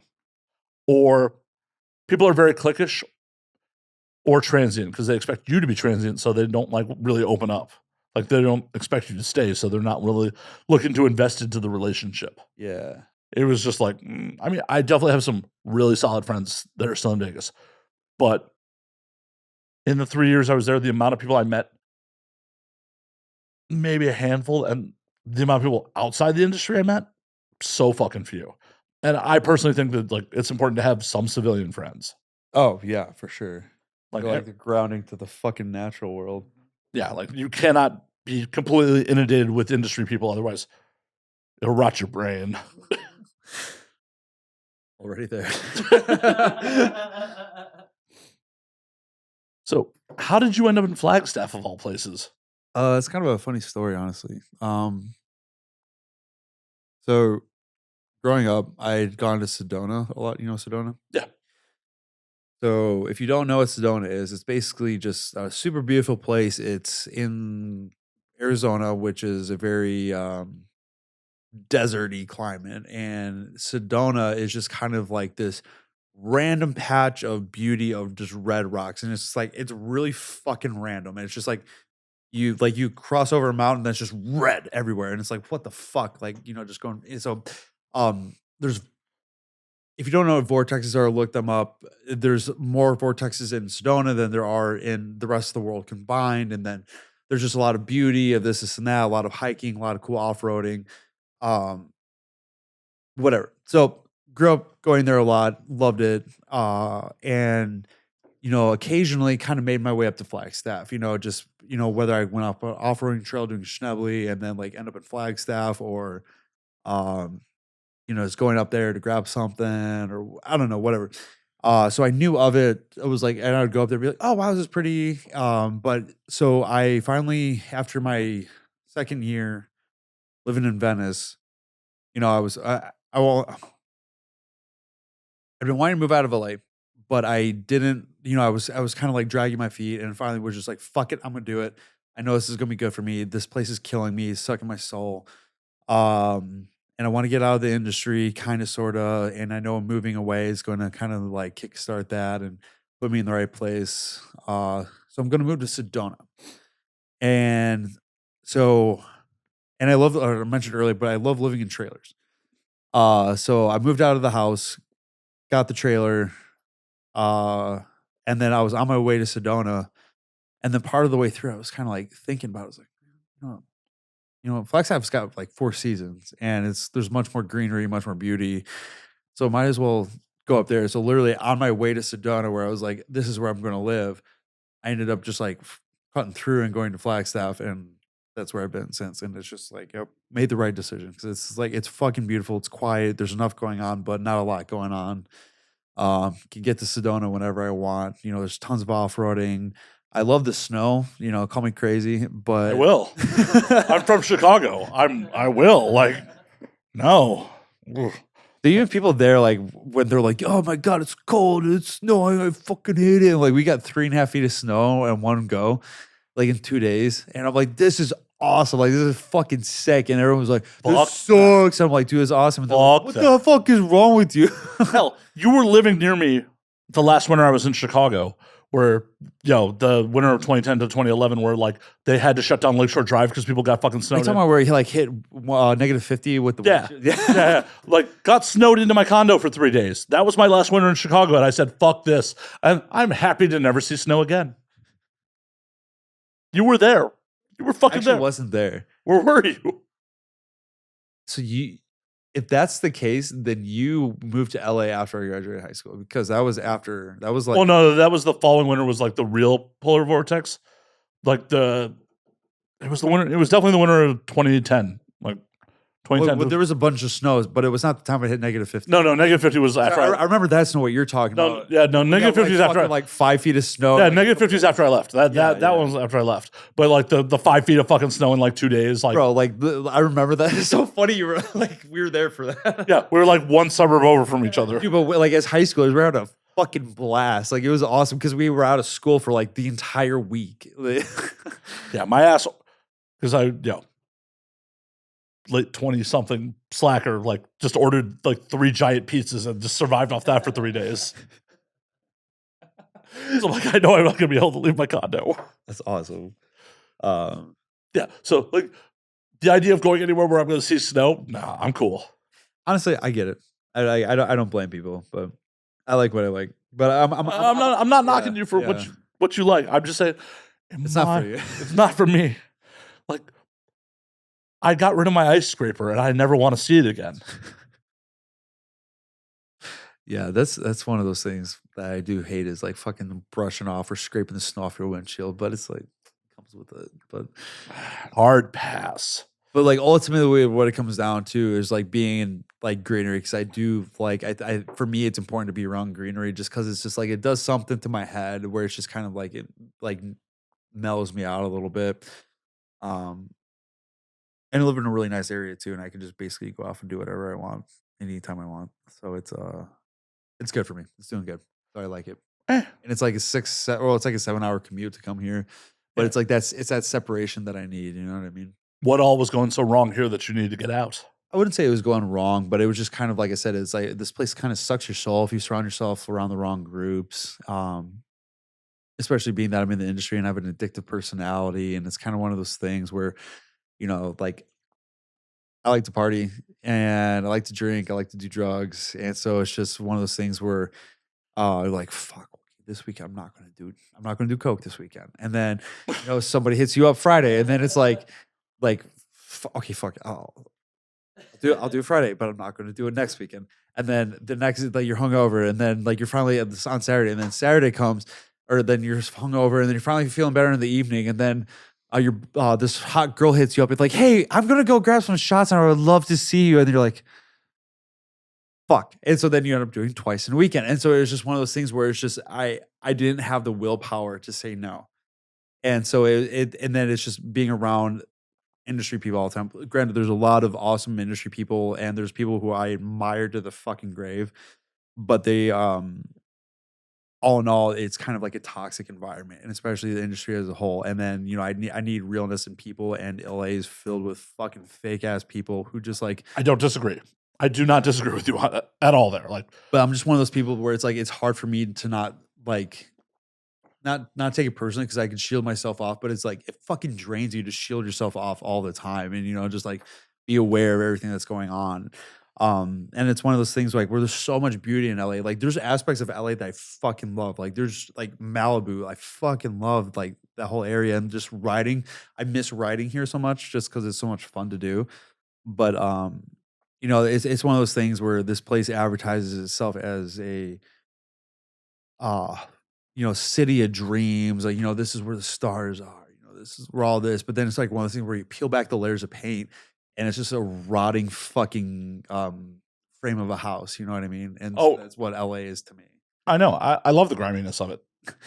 I love that shit. But also, I have zero problems telling people like, no, I'm not going to do that drug. I'm cool. Right. And believe me, the amount of cocaine I have seen in the city, it's like, I used to hang with people in Chicago that partied, and then it got out here like, okay, do you not do cocaine? Does anyone not do cocaine? Right. Seriously, like, anyone? Am I the only person who doesn't do cocaine? Like, it's really just mind-boggling at times. One of my buddies told me when I first got out here, he's like, yeah, coke, like, because he's kind of like this like over the top person, and he's like, yeah, in LA, cocaine is like the morning coffee. And so I was just like, okay. And then I see it for myself. I'm like, dude, literally everybody does cocaine. Like, have you seen that meme where it was like the two things the two harshest realizations as being an adult? Cheese is fucking expensive and everyone does coke. That's so true. Oh, that's so true. That's painful. Oh, well, and I don't know if you've ever experienced like girl. I've definitely hung with some girls who's just like, oh, this girl's perfectly sober. Like, nope, she's doing coke too. Like, what? No, really? It's fucking everyone. Like, I legitimately have Narcan in my fridge. Like, I do not fuck with powders at all. Yeah. But I don't want anyone dying in my apartment. Right. Like, I'm not here to stop be like, no. You cannot do that. But everyone. So it is fucking everyone. And like, if you've got a problem, I understand getting the fuck away from it. Yeah. And it's one of those things where like no one really admits that they have a problem, but like I was never doing it all that much because like as compared to like some people who I've seen, but it's just like once, maybe twice a week, or let's call it 4 times a month on average, which is a lot. But like to me, like that was like, I've got a problem. and I need to separate myself from that, you know? So it was There are definitely people doing multiple lines a day that are like, I don't got a problem. I'm fine. yeah, and there was one person, obviously I won't name, she had told me, like, back in the day, she used to be, like, addicted to coke, and I was like, "Oh, okay," and then she just kinda goes about this story, and then she's like, "Yeah, you know, when I was doing, like, an 8 ball a day," I was like, "You were doing how much a day? Like, how the fuck are you alive?" But then, like, I hear shit like that, and I was like, "Okay, like, 4 times a month, and maybe half a gram at most in each sitting is like, It's that's not social. that bad, That's right?" sociable. Right. In LA, that's sociable, but, like, you go anywhere else, like, that's a lot of fucking coke, right? Anyways, yeah, so it's good for me to get away from that. No, I get that. This is not a good city to have substance abuse problems in Oh, yeah. because it's all readily available. Yeah. They deliver. Believe me, I know. It's funny because, like, I won't go into detail because I don't know if it's smart to say, but there used to be this service called, and we called it the Uber.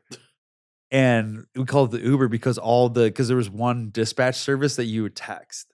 But they had more than Coke, you know, they had like the fucking kitchen sink, you know what I mean? And we called it the Uber because every driver that would show up had an Uber sticker. So it was like that was the cover. So they would never get pulled over because it looked like they were doing Ubering, like yeah. like driving. And so it was just fucking wild. And we were using them for years. It was crazy. But they just that one specifically got busted recently. Aw. Yeah.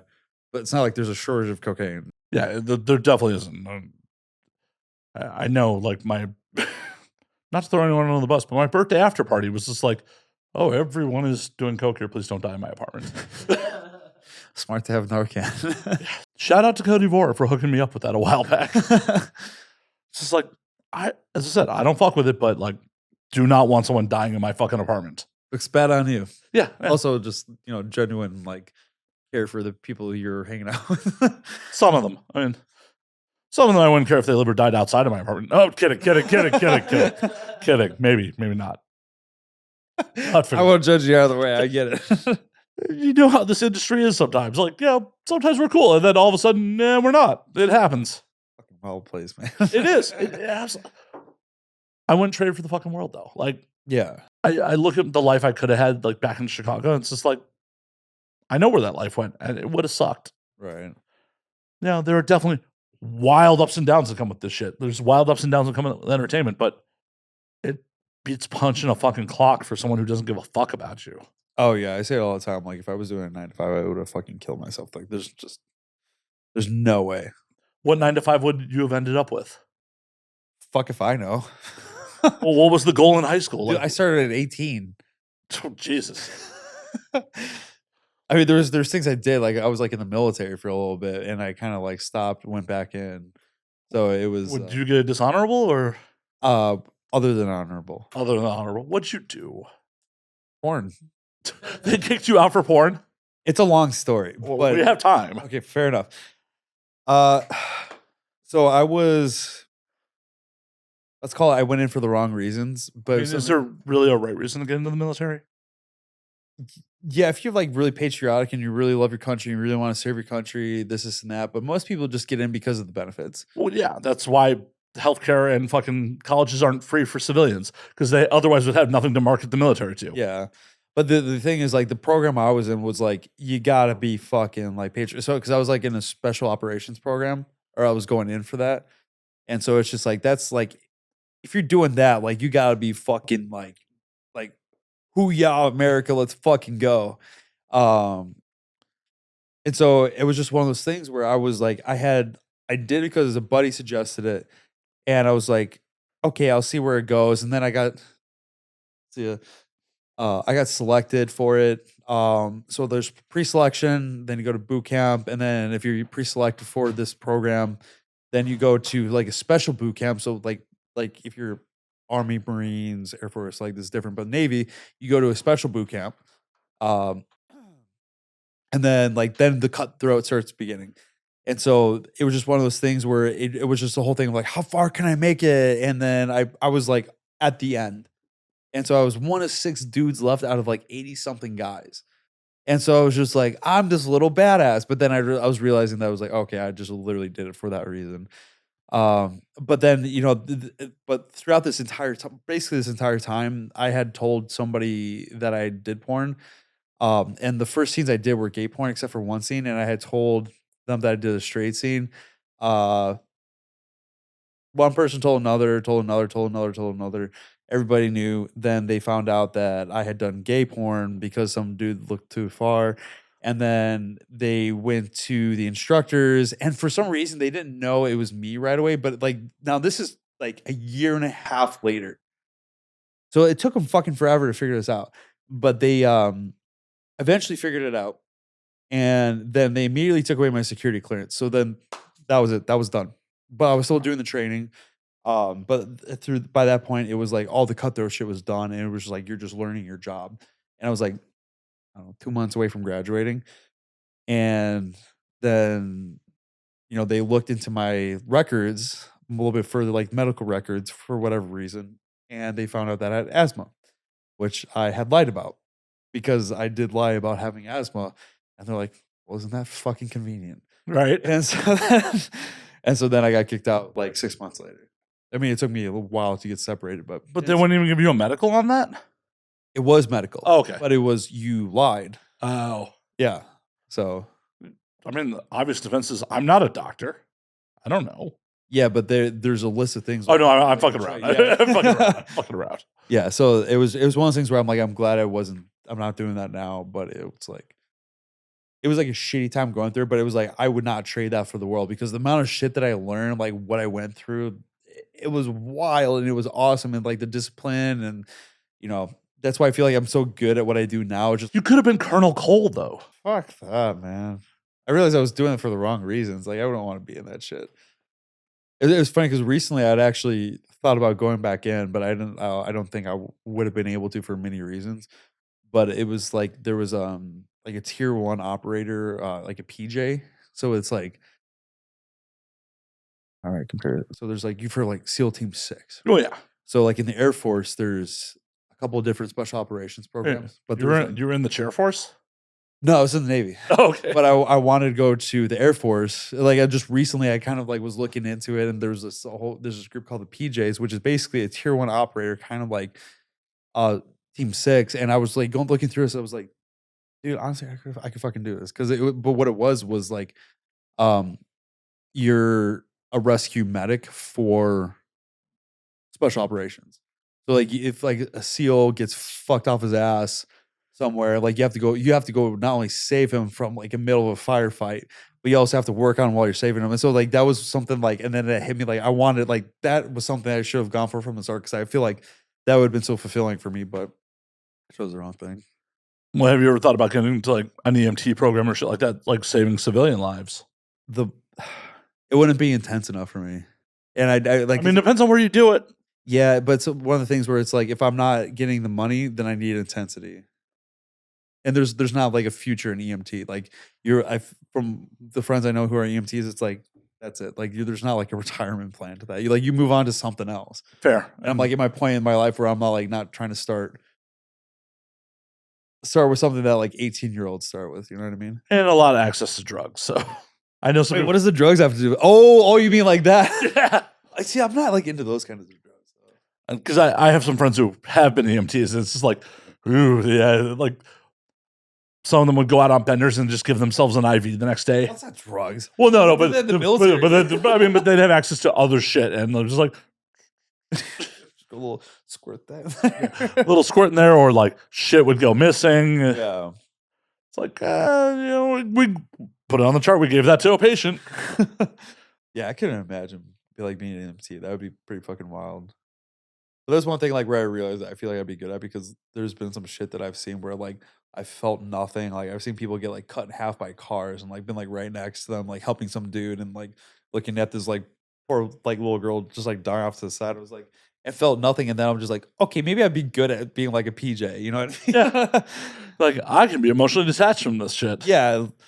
Well, I don't know. I feel like being an EMT wouldn't be like I wouldn't make enough money for that too. No, it doesn't pay super great. Yeah, because it's like once you like make the money as you do as a performer, like it's hard to like go to something where you're making like a fraction of that. You know what I mean? And working harder for it, probably.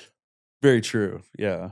You could probably make like what the average EMT salary is like, 3-4 days on set in a fucking month. Like some of those guys don't make fucking shit. Yeah. I feel like EMTs are like really underappreciated. Yeah, it's like, oh, hey, legitimately trained to save people's lives, but we're just going to pay them barely over minimum wage in some cases. Yeah. And then like the doctors get all the credit. Like not to say that they don't deserve like all the credit that they deserve and the pay that they deserve. The nurses need more credit. That's a fair adjustment. Yeah. Like the doctors just went to more school. Yeah. But yeah, it's funny because all the nurses I know, they're like, yeah, we're the ones doing all the work. And then the doctors come in and just be like, making sure you're all good. Like, I got the title. Yeah. It's like fucking CEO in a lot of companies. Like, the people on the ground are actually making the decisions. And then, the CEO is the one making all the salary. Yeah. I don't know. I feel like a CEO kind of like it's more justified because there's like a lot of you hire people to make certain decisions so you don't have to worry about those so you can make other decisions on your own. You know what I mean? Depends on the company and also depends on like how inflated the CEO salary compared to like the average person's salary is. Like, That's fair. Yeah. like there's no reason that like the person who made good underling hires needs to make 300 times more than someone else. Yeah. I mean, but that's the country you live in. It's country of dreams, man. You fucking you come here for that possible opportunity. You know? I came here because I was shat into the world here. I didn't fucking sign up to come to America.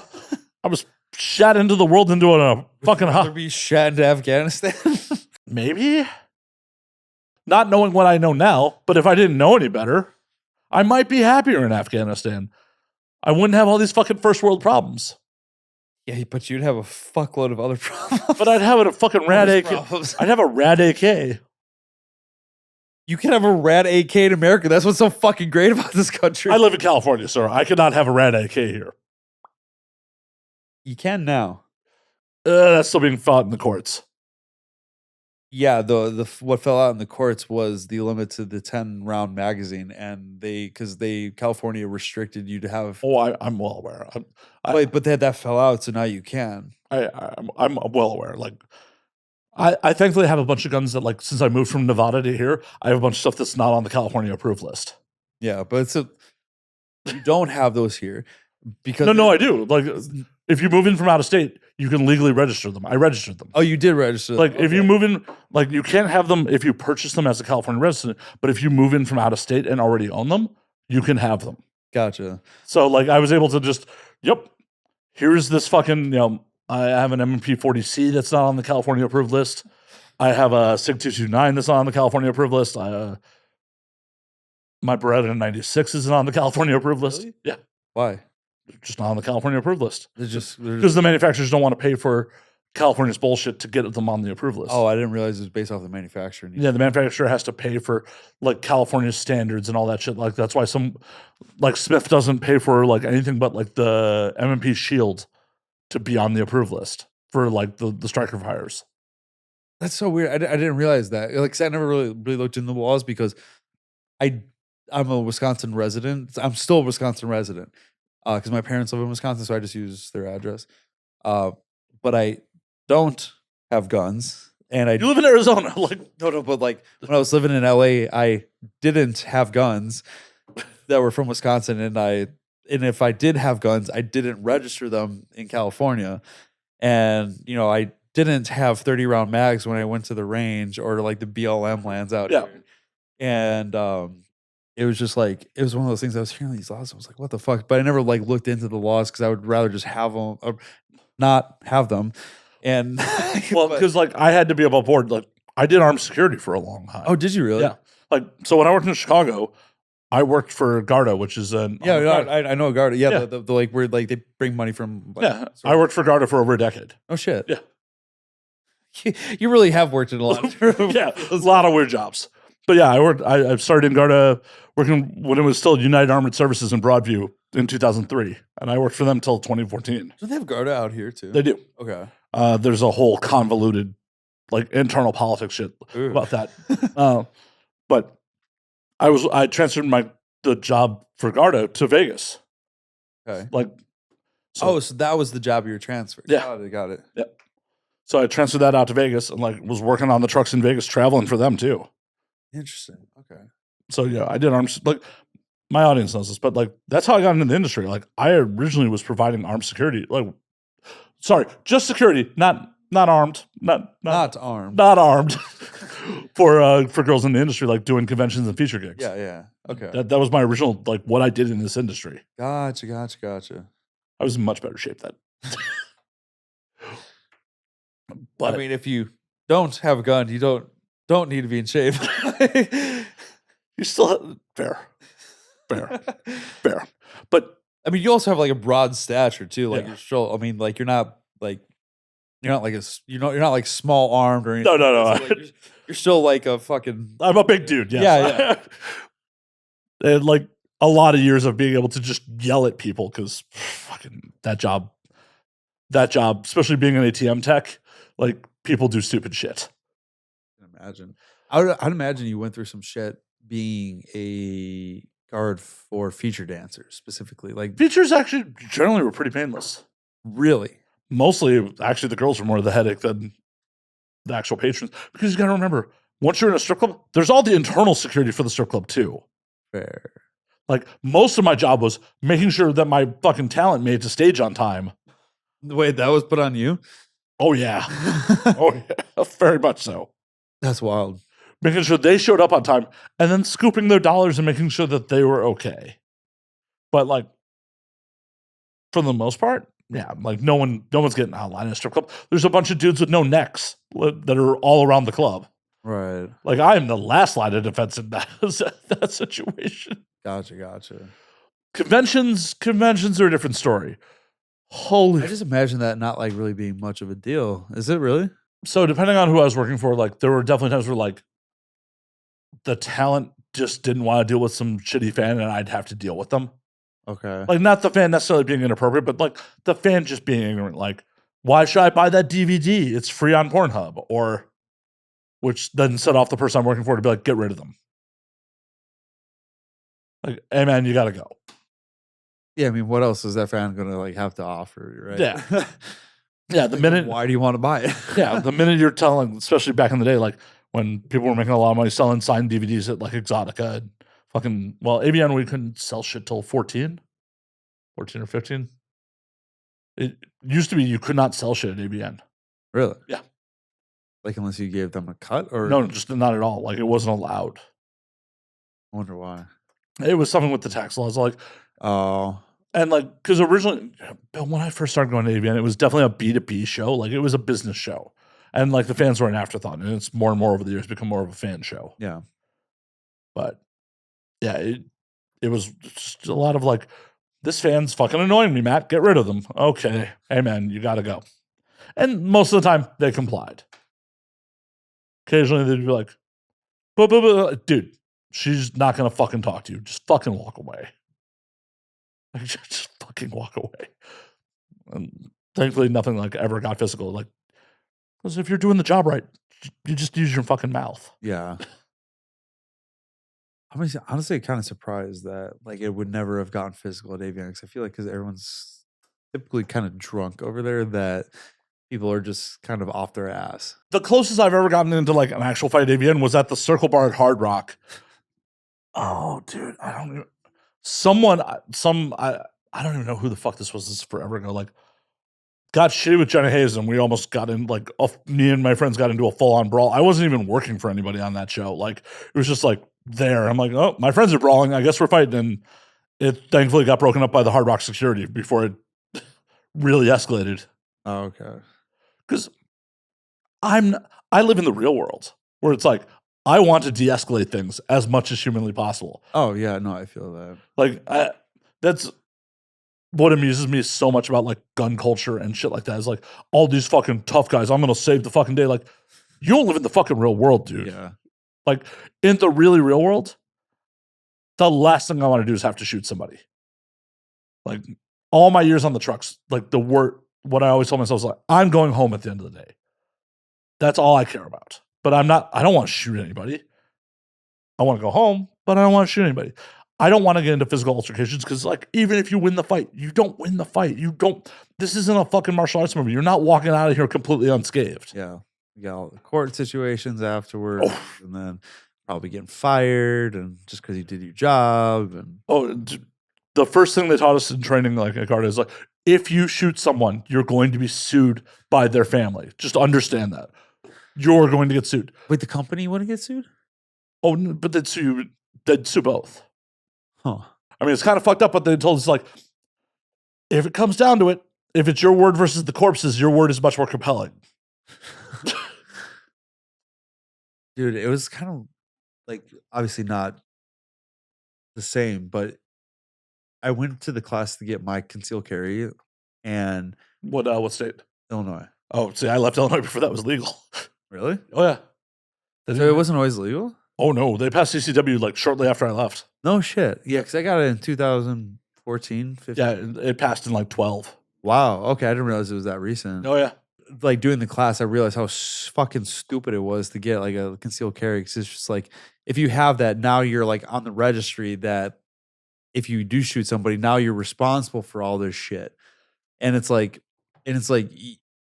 there's no point of getting a concealed carry in my mind, because it's just, no matter what, like if you shoot somebody, now you did this class that says you're responsible because you knew all this shit, and now it's like your life's fucked because you did shoot somebody. And then, so my whole thing was like, if it came down to it, I'd rather just like try to shoot somebody and get away with it, because it was just, because like, well, no, not like, I would rather not shoot anybody at all. But like just for example, like there was this, what they would say is like, you can't use it as deterrent.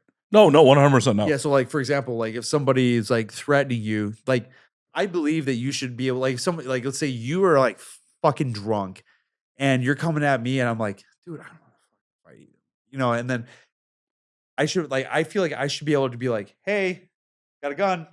But then like, if you do that, that is such a bad plan. That is such a bad plan. But if you're at a distance, it's not that bad of a plan. Yeah. How much of a distance are you actually engaging with someone with? Right. But what I'm saying is like, if you're at enough of a distance to do that. If you're at enough of a distance, you can retreat. Right, but I'm saying like if you're in a position to where you if you can't, but what I'm referring to specifically is if you're like in a corner, if you're in a like somewhere where like it would make sense to do that, like not like if you're drunk, like obviously I'm gonna be able to outrun you pretty fucking easily. I mean, I wholeheartedly think that's a horrible plan, like wholeheartedly. Really? Why? Yeah. Because if it's coming out, it's coming out to get used. Right, but what I'm saying is just like it shouldn't come out to get used. But I'm saying like flashing just so it's just like, hey, like look at this, like hey, don't fuck with. Yeah, but like go away. That escalates the situation. Does it? 100%. Okay. Because I've never been in that situation. Oh, that 100% escalates. So like I've told the story on air. Like I had a guest in 2017 physically assault me during the show. What? Yeah, punch me in the fucking head. Okay. Who was it? I mean, I don't know. I'm not gonna say who it was. Like I'll tell you off air, but.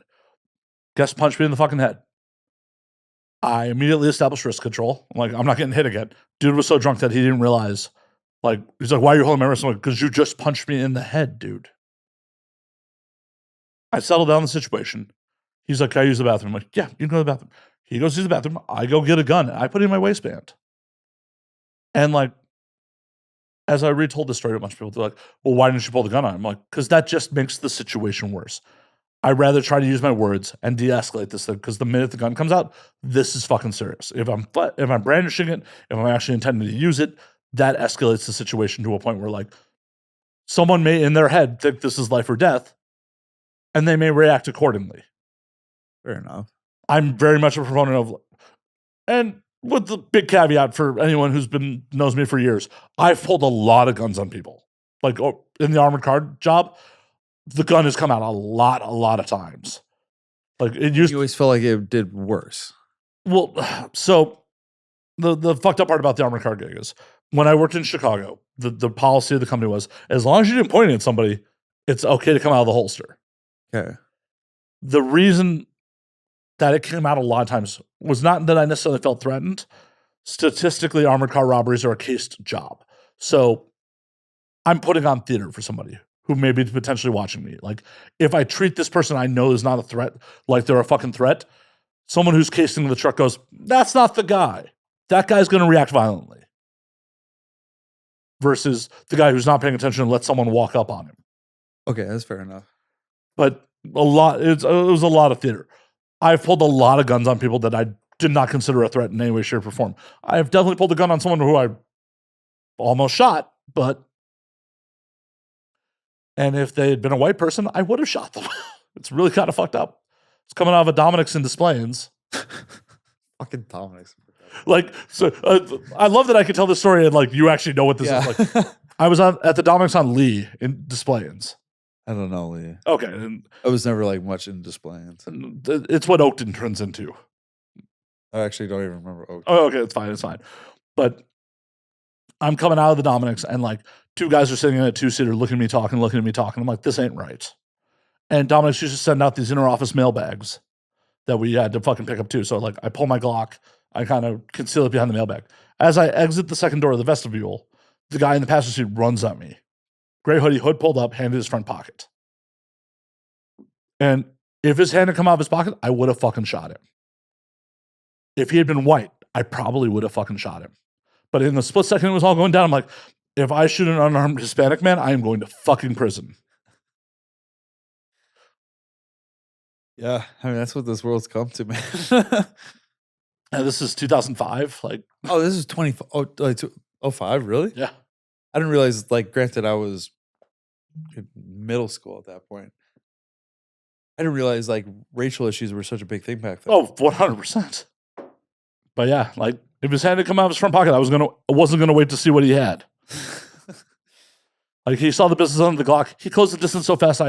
All I got out in the whole interaction is, you stupid motherfucker. I never said stop or I'll shoot or anything like that. Like, he got to see the business end of the Glock. And yeah, he ran right fucking past me into the store. He just wanted groceries really bad. He was ready to pay. He just had his wallet in his hand. I'd like to think so, but in reality, in reality, I'm pretty sure he was like, "Oh, I got this. Oh shit, this motherfucker has a gun on me already." Yeah. Yeah. Like, oh, best laid plans. The what? The best laid plans. Oh yeah. Like, got you. Especially because that was on Saturday. I normally rolled into Saturdays pretty hungover. So you're like, when you said you were like big in partying out there, you were. Oh yeah, no. Are you familiar with the bar Exit on North Avenue in the city? I'm very familiar with North Avenue. What part? Like North and Elston. Actually, I don't know Elston. Like, this is in the city proper. Oh no. Okay, so like this is a punk rock, like Chicago's oldest punk rock bar. It's closed down since, but they were a 4 a.m. bar. Okay.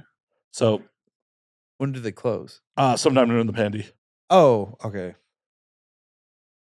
Bar's existence is like 81. It's older. It's older than me. Right. I'm just trying to remember because I feel like I. Giant black metal door. Yeah. No. I used to hang out there a lot, but I also used to close it a lot and then have to be at work at like 2 hours later. Oh. Like, especially in the tail end, I was working in Chicago. Like, I was working in Joliet, so it's just like roll. Oh, fun. Oh yeah. Oh yeah. A lot of like pulling guns and people enjoy it. Yeah, I bet. But it was like get to work and then fucking pass out into the truck till we made it to Joliet. Like the guy, my partner who used to drive was just like, we could tell how rough of a night it was, like how big of a monster I'd roll in with the next morning. Like it was like, what the fuck did they do out oil cans? He's like, the BFGs. Yeah. No, BFCs. Yeah. He's like, oh, rough night. I'm like, yeah. Yeah. Oh yeah. No. Fucking. I mean, just a lot of stupid drinking nights in Chicago. Like nights of like leaving the House of Blues and like not entirely sure how I made it back to Wooddale. Dude, that's one of those cities like where it's just like it's a special drunk out there. You know what I mean? Oh, I used to tell people like you literally have to hit something to get a DUI in the city. In this city? No, in Chicago. And like, I have friends who have maybe to get a DUI, but like I feel like you can get away with more shit out in LA. I don't know. I legitimately had friends who had passed out in intersections and had the cops be like, "How far do you have to go?" and like, escort them home. I mean, to be fair, I've gotten away with in Chicago a few things that I definitely should not have gotten away with, but at the same time, out here, I've done the same. But like, but now, how much? So like, I spent a lot of time in Wisconsin growing up, and my parents live in Wisconsin now. What part of Wisconsin? Okay, do you know Lauderdale Lakes? I don't. You know Lake Geneva? Yeah. So 15 minutes from there. Okay. But it like, I forget what the law is exactly, but the amount of DUIs it takes to get like in any real trouble is like up to like 10 or 15. Yeah. Like to get a DUI is fucking hard too. Well, yeah, Wisconsin would shut down if they actually enforced DUIs. Like The drunkest state in the country is Wisconsin. I have a bunch of friends to this day in Milwaukee, and like what always blew my mind about Milwaukee was like, oh, the bars are open until 2. Good luck buying liquor to take in a store past 9 p.m. Right. It's like the Tavern League has a good, fucking lobby. Like the city just encourages DUIs. I would like to buy some booze and go home. Nah, you have to drink at a bar. Yeah, but day drinking is like what you do over there. Like you get fucked off your face at like 6 p.m. and then by the time 9 p.m. rolls around, like you're in bed anyway. So 2 a.m. is like, unless you live on a lake where it's like a party, then there's no reason you're up till 2 a.m. I've had a lot of 2 a.m. nights in Milwaukee. Yeah, but I'm saying if you live, well, yeah, Milwaukee's a city though. Yeah. I'm saying like if you live there, like you live in the fucking like lake area. Yeah, in the lake areas, no, I get that. I totally get that. Like, yeah. Fucking love Wisconsin. Such an awesome place. Like the Wild West. It is a wild place.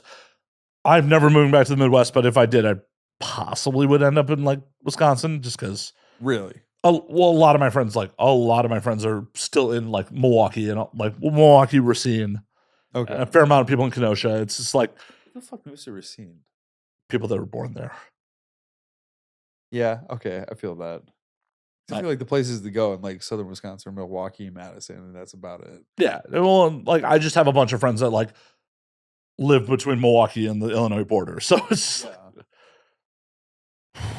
one of the sketchiest strip clubs I've ever been in. It used to be on Texas Jays. Where's that? On 94, like just across the border into Wisconsin. Like over by the where that one rock bar is, like where the concert venue bar, like literally right over the border. It's on 94.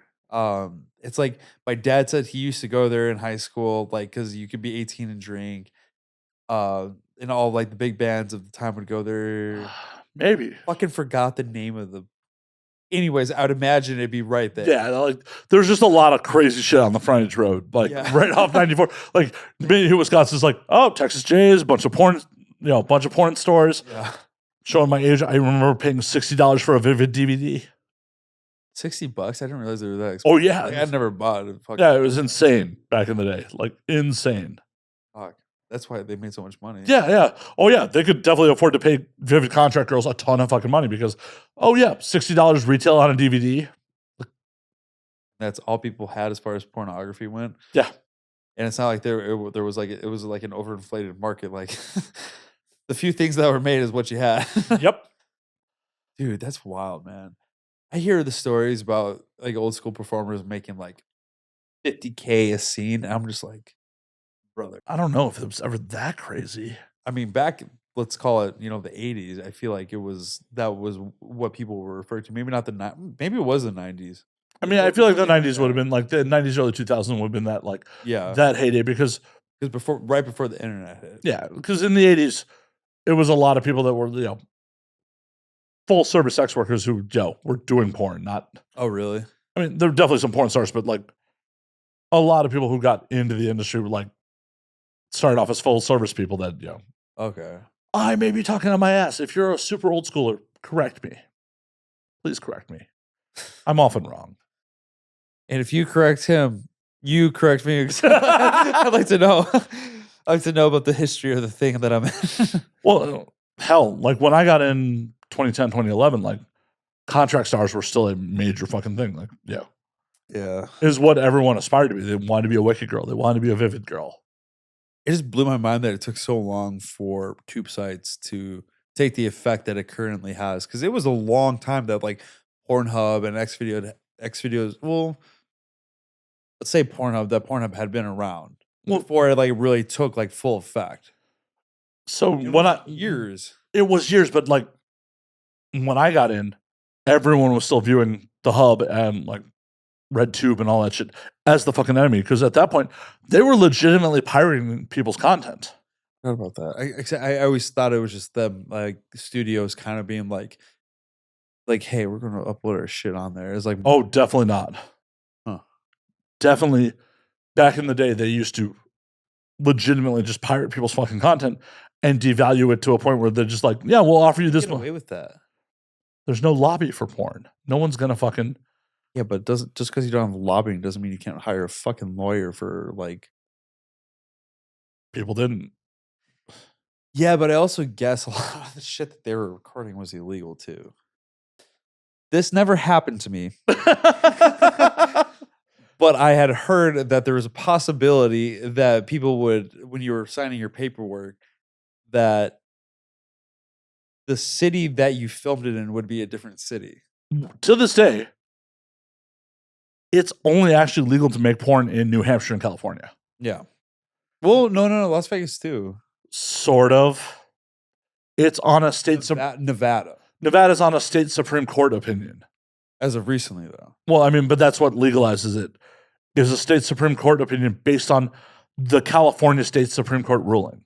But I thought Nevada in general was fine. Las Vegas itself was not because of the prostitution laws, because they were considering pornography, paying the porn stars as prostitution, and prostitution is legal in Nevada outside of Las Vegas. Well, So I thought that's what the rules that were applied. That would never pass the smell test because the brothels have very draconian laws.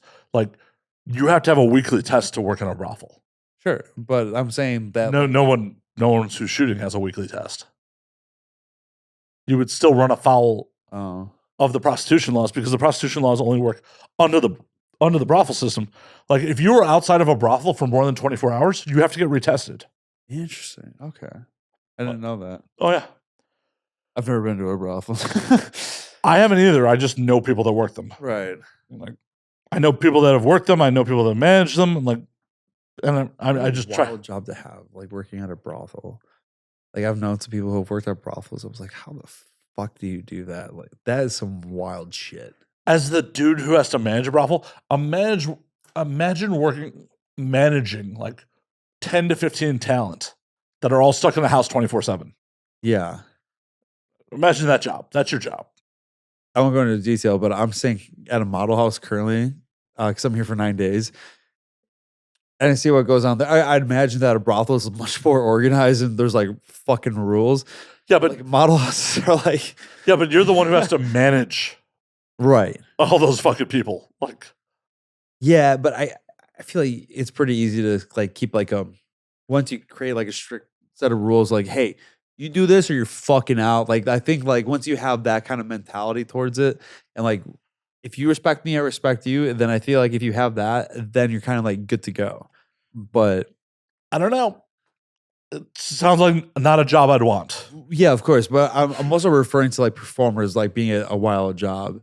You know, just like lining up and then like standing amongst a line of women, and then some dude's just standing there and is like, that one. And then just like I can take rejection, but I know a lot of people can't. And then just like how well you'd have to take rejection. And like, what if you're the girl that just never gets picked? Well, you have to take rejection, and then you have to be a salesperson because like the rates are all negotiable. Okay. So it's not like, oh, he picks you, and now, y'all hang out and you negotiate the rate to fuck. Okay. I thought it was like standard and you pick, like you negotiate what it is that you do as far as. I mean, both. Sure. Because girls working the brothels pay 50% to the house. Oh my God. Okay. So it's in their best interest to try to, try to make a little bit more than like what the menu says, especially if you're a performer who's working a brothel.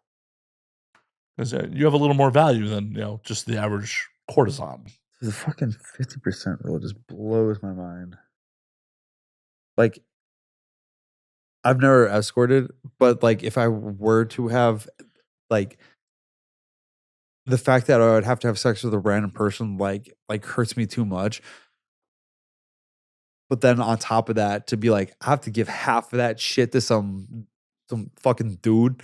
Like, fuck that, man. Like I give like a percentage, like 10, 20 maybe, but 50%, that's wild. It's like, what are you providing for that 50%? A lot, I'd assume, but maybe not 50% worth. Like I'll place Location, security, fucking the license. yeah, cleanliness, organization. Is Like I that said, worth a lot. 50%? Yeah, no, I say no, but I've also never worked in a brothel. I mean, no one's paying me to fuck, so Right. literally no one. I think the best I've ever gotten. You never put yourself out there. I think the best I've ever gotten is a free meal. That's something. Yeah. That's technically prostitution. Is it though? I mean, currency is whatever you consider it. Well, then, like, I fucked a lot of whores in my life because I bought some dinners. Yeah, I mean, that's what they say. Like, I'm not gonna go down there. Offend a lot of people. These things happen here. These things do happen. That's why I warned you beforehand. You're like, you may want to have some shit cut. Oh no, don't I don't need you to cut any of this, but that's why I stopped myself from saying shit. Society as a whole is a weird thing. It's like, no one's gonna bat an eye if I take you to a nice dinner, take you to a movie, and then we fuck. And the only reason you did is because I took you to a nice dinner and a movie and we fucked. But if I handed you that money in an envelope, society will fucking judge you. Right. It's silly. It's hypocritical. I kind of feel the difference, but when you put it in layman's terms like that, it is the same. Like many things, intent's important. If I'm buying you a dinner and buying you tickets to a movie, I'm not just trying to fuck. Right? Like, hey, I'm trying to spend time with you, and sex happens. Like the intention is there was like, I'd like to see you. Well, maybe see you again. Well, unless the lady was horrible. Yeah, I mean, I would never buy somebody dinner that I didn't potentially feel like it would go somewhere, unless it was like a friend. But I mean, I definitely have. I've definitely bought some dinners where it's just like, well, we're on a date. Like, yeah, I'll buy dinner, whatever. I mean, it wasn't for the thought process. This wasn't going to go anywhere, but like the hope was it was going to go somewhere. Right. Sometimes it did. Sometimes it didn't. Yeah, no, I get that. Obviously, not every date's going to be fucking successful. Yeah, trust me, I know. I've only had one girlfriend. Really? Yeah. Performer? I've kind of like lightly, yeah. I've only kind of like saw a few people like maybe like consider it dating, but like an actual girlfriend. I've only ever had one. Y'all meet on set? Yeah. I mean, then we reconvened later on, but it like much later on. But it was like, yeah, technically we did meet on set. Fucking wild industry, but I'd never do it again. Why not? I don't know, man. Dating a performer is hard. It's like this industry breeds a lot of like bad mindsets and irresponsibility. Like, I'm painfully aware. Painfully aware. But then it's just like, if the person was really right, like, I can get over like the fact that you're fucking other people, but it's just like oftentimes it's not like all good. I mean, as a fellow performer, it bothers you when your partner's fucking other people for work? Yeah, a little bit, but like in the beginning with like, let's say her, for example, it was fine. I can get over it. Like I could think myself through it. Like, it wasn't like that bad. It was just kind of like, but it was just like, it wasn't like that big of a deal. And I could like think myself through it and I'd be fine. But it was like, as trust became a thing where that was becoming a question, and like it got worse and worse, then I was just like any little thing that she did, it was just like, it was a fucking issue, because like I didn't know what else was going on. What'd she do to violate your trust? I won't go into it because too many people know who it is, and I don't want to like fucking air out dirty laundry. Fair enough. Well, yeah, but that's so many performers, and I like, don't get me wrong. Most of the girls I know in the industry are like awesome people, but I would never date you. Right? I feel that. Yeah, and it's just I enjoy hanging out with them in whatever context. Like, like just as friends, not having any sort of sexual interaction. Like, I thoroughly enjoy hanging out with them, but like anything past that, Well, yeah, because if you don't have trust, you have nothing. Yeah, and you can't fucking just blindly trust everyone. It's just how it is. And a lot of people say like, yeah, you should just trust me right off the bat. Like, and then it's like, no, dude, like trust is earned. Like you have to have a reason to trust somebody. I was just talking to someone else about this. Like, this may be toxic on my part, but like performers that started off as strippers, I tend to trust less Why is that? because the stripper mindset is like dudes are a cash register, dudes get hustled. That makes sense. This is, as I said, maybe just toxic on my part. It's like my walls are much higher for someone who like you started as a stripper because it's like, are you just playing stripper games with me right now? Yeah. You're more likely to feel like you're getting played. Right. Like, am I just a dude that, like, do you legitimately care? Or are you just, oh, baby, like, this is how you hustle people. Yeah. I've always felt fortunate that I'm like really good at reading people. Clearly not good enough. But it's like, I've had people talk to me like that. I'm just like, it's just the fact that it's one of those things where it's like an insult to you. The fact that someone thinks that you're dumb enough that you can just you could treat me like that. And but it's also just habit. Right. It's habit. It's like how many, they don't know you. And how many hundreds of dudes? So I'm saying like friends even, But how many hundreds of dudes? Yeah. How many hundreds of dudes have they been able to do this with? Like, it's just like, oh, but I can do this. Like this, like life is reinforced that this is okay. Fucking wild world we live in. We do. And like all you can do in those situations is like, hey, I'm not cool with this. Yeah. So what's your dating life like? Like, do you date industry people or I do. I almost primarily. really? Yeah. I'm assuming it's hard to do otherwise. Yeah. Because as someone who's never shown their dick on the internet, civilians still discriminate me like I fuck like you do. What do you mean discriminate you? Well, I've definitely tried to go out with some civilian girls and they hear about my life and they're like, nope. Really? Yeah. From your end? Yeah. Really? As a production guy? Oh, yeah. I get the hesitation, but I feel like that's something that could just be explained. I have tried, but I am also of the opinion that I am not looking to hard sell myself. If it is not a fuck yeah, you're in, I don't need you. Yeah. I'm not here to convince you this is where you want to be. If it's not where you want to be, cool, have a good life. Yeah. I'm perfectly content being single. Yeah.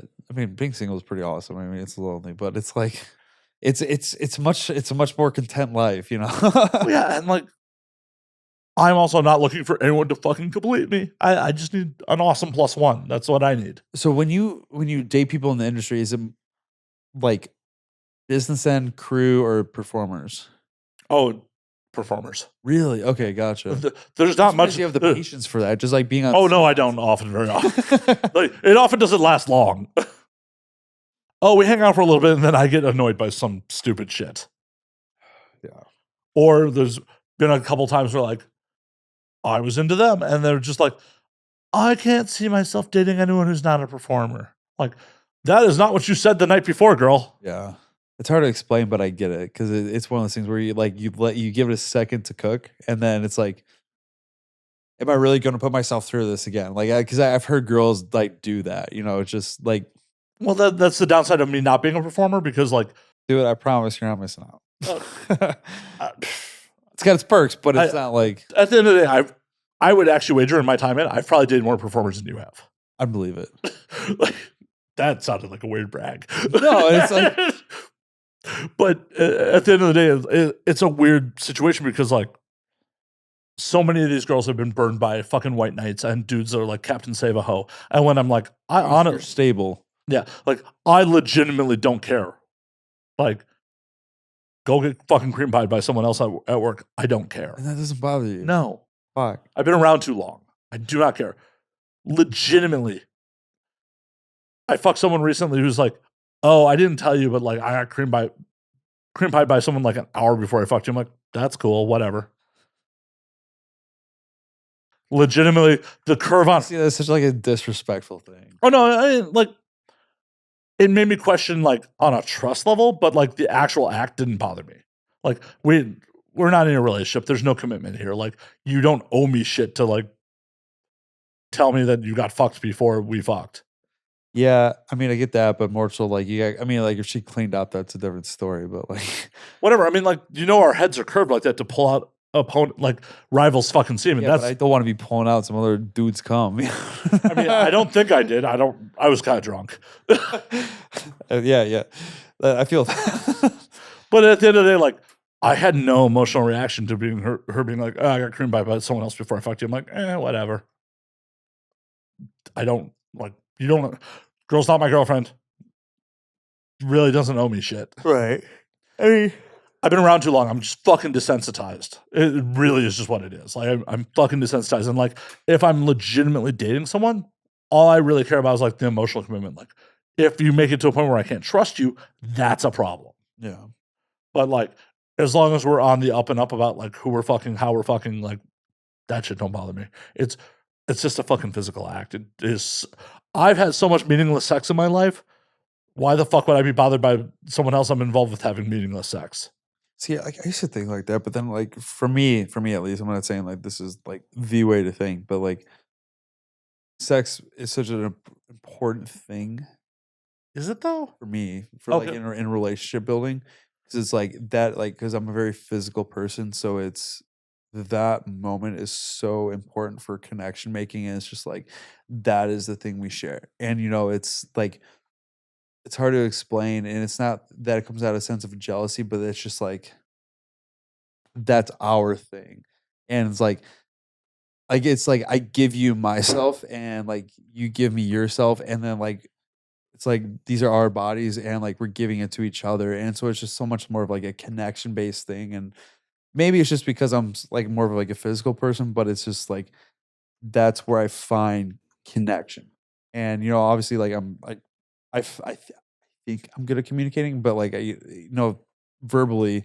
but there's something about the physical act of doing shit like that that's just like I find so much comfort and physical chemical release, and that it's just like with someone who I really like, it's just that's where a lot of that connection lies. And so it's just like it then like I said, I can get over if it's somebody that I trust, but it's very easily like not. I totally get that. For me, it's just like the physical act. I mean, it's important. Don't get me wrong. It's not important. Like, if I was involved with someone who's like, oh, I don't want to fuck because I've been too busy getting, like, if my needs aren't being met, I'm definitely not there. But like the intimate moments of like, being able to actually communicate and like fucking emotionally connect on the actual relationship part is much more important than like the actual physical end. Yeah, I and mean, what it I'm has to saying be is, there. It has to be fucking there. that's where I do that is through sex Fair. oftentimes. Because like for me, like I think while you're saying that, what I think was what I was realizing is that sex for me is like not coming. It's like like I try not to come during sex, because it's just like the action of doing it, is kind of more of like where I get off on. You know what I mean? I don't know. It's hard to explain. And what works for you is, what matters. Like, Oh yeah, like, and I know everybody's different. yeah, like more people need to realize that like just because it works for you doesn't necessarily mean that that's the right thing for other fucking people. Oh yeah, totally. Whole fucking. I'm not trying to give you all advice out there. Oh no, I regularly tell people not to heed my advice. Regularly, like, do not. Like, I'm a 43-year-old dude doing a podcast. Like, why would you listen to me? Oh, here we are. But here we are. But here we are. So, shit situation sometimes. I mean, I would consider this a shit situation. I'm having a good time. No, I am too. There's occasionally some self-deprecating humor on this show. Occasionally. I mean, what's humor if you can't make fun of yourself from time to time? Oh yeah. I mean, nothing's that serious. Yeah. The idea of like someone being like, I can't. Fuck off. Like, it's life. No one's cool all the time. No one. Yeah, some people are too insecure, but that's why we have more fun. Exactly. Like, at the end of the day, why the fuck do you care about what anonymous people think of you? I mean, that's an easy thing to say, but I get the insecurity of people because it's not like I don't know, I can't put it into words, but like because I've felt it from time to time, and it's fucking illogical, but it's just like it's a thing. Well, And I've said this many times on air, like, it's a developed muscle. Yeah, oh, yeah, totally. It's like you said, it's something that you gain off of being desensitized. you Yeah. know? Like, trolls come for me all the time. All the time. Just from the podcast. Oh, yeah. Oh, yeah. I utterly don't care. That's good. Because at the end of the day, all they're doing is driving my engagement. Talk all your shit, please.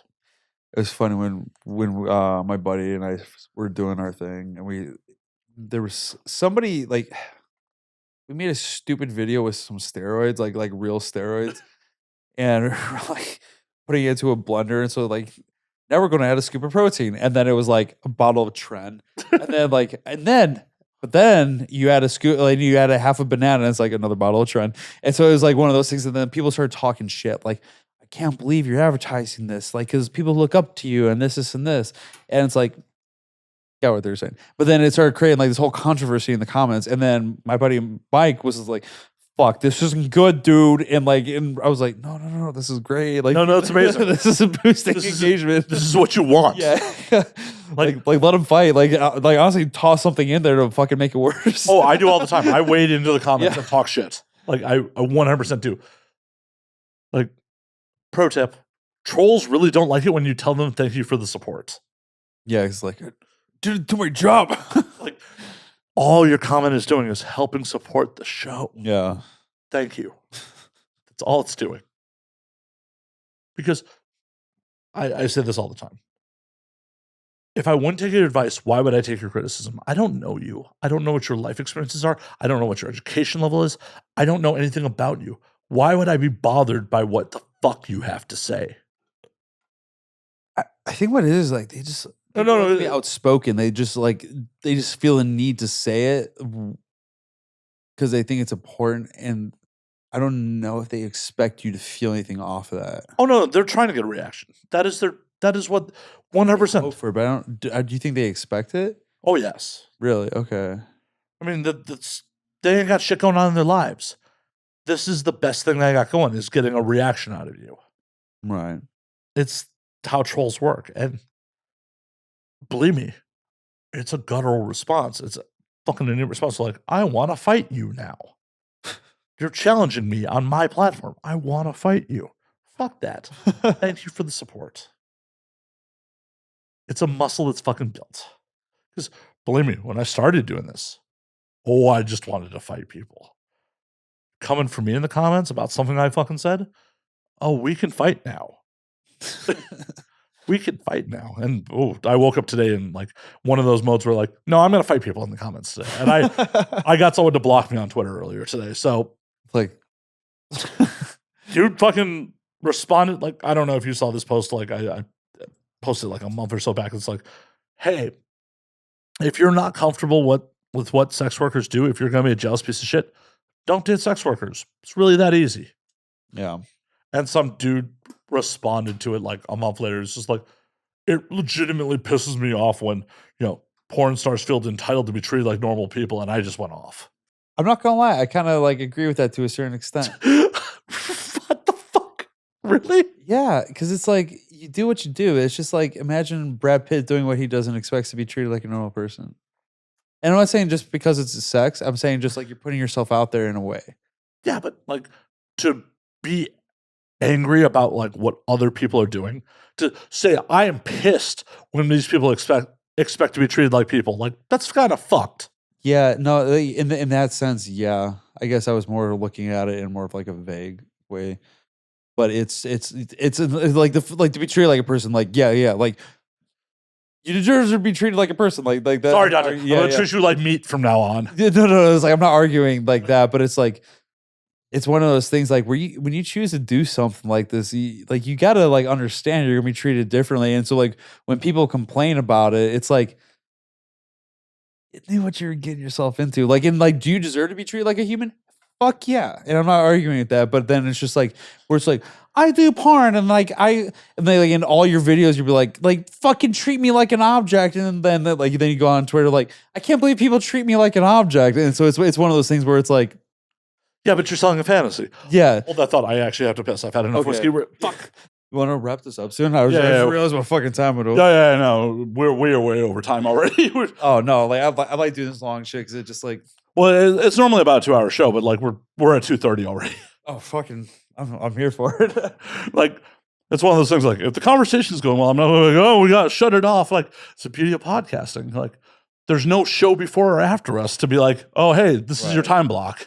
And then that was like the thing with podcasts, like where I've been on, and then it's like we're in like mid conversation. It's like, oh yeah, so you want to wrap this up, and I'm just like, wait, I feel like we had like some more shit to say, you know. But yeah, it's like doing like longer stuff like this is awesome. If the conversation's flowing, like I'm all for that. Oh yeah, I mean, I'm the one who has to edit this, so believe me, if the conversation's not flowing, I'm looking to cut it off. That's awesome. Well, I appreciate you having me on, man. This has been a lot of fun, and I'm glad that you treat this differently than other podcasts. I do. I think we're gonna wrap right this second. Jesus. Oh, sorry. Like, well, let's get the fuck out of here. We've emptied our bladders. Like we were mid-thought on something else, but no. Now our bladder's empty, and like I've realized I need to get the fuck out of here. Like I have an empty bladder. I can't be on this podcast anymore. He was just holding me hostage till I could pee. For good reasons. I hope you know that's not true. Did I sound serious there? The sarcasm in your voice. It's usually there. After all that, I totally forgot what we were fucking talking about before we went for the bathroom break. I was talking about how porn stars don't deserve to be treated like you. Oh yeah, that's right. You're dehumanizing your cohorts. Yeah. No, and again, it's not that I do think everyone deserves to be treated like human, like without a doubt. But I do think there's some accountability needed to be like, hey, like you're doing what you're doing, like you should accept the things that come with the job, but like understand, like, hey, I'm doing this.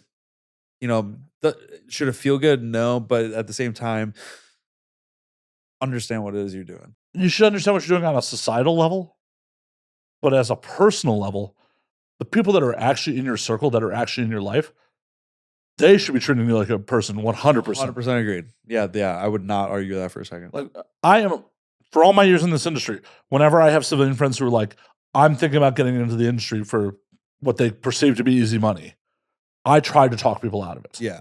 100%, like every time. Like you do realize that it's not necessarily easy money. There's a good chance you may not make that much. It's a lonely place. A lot of, potential partners will immediately discount you because of what you do.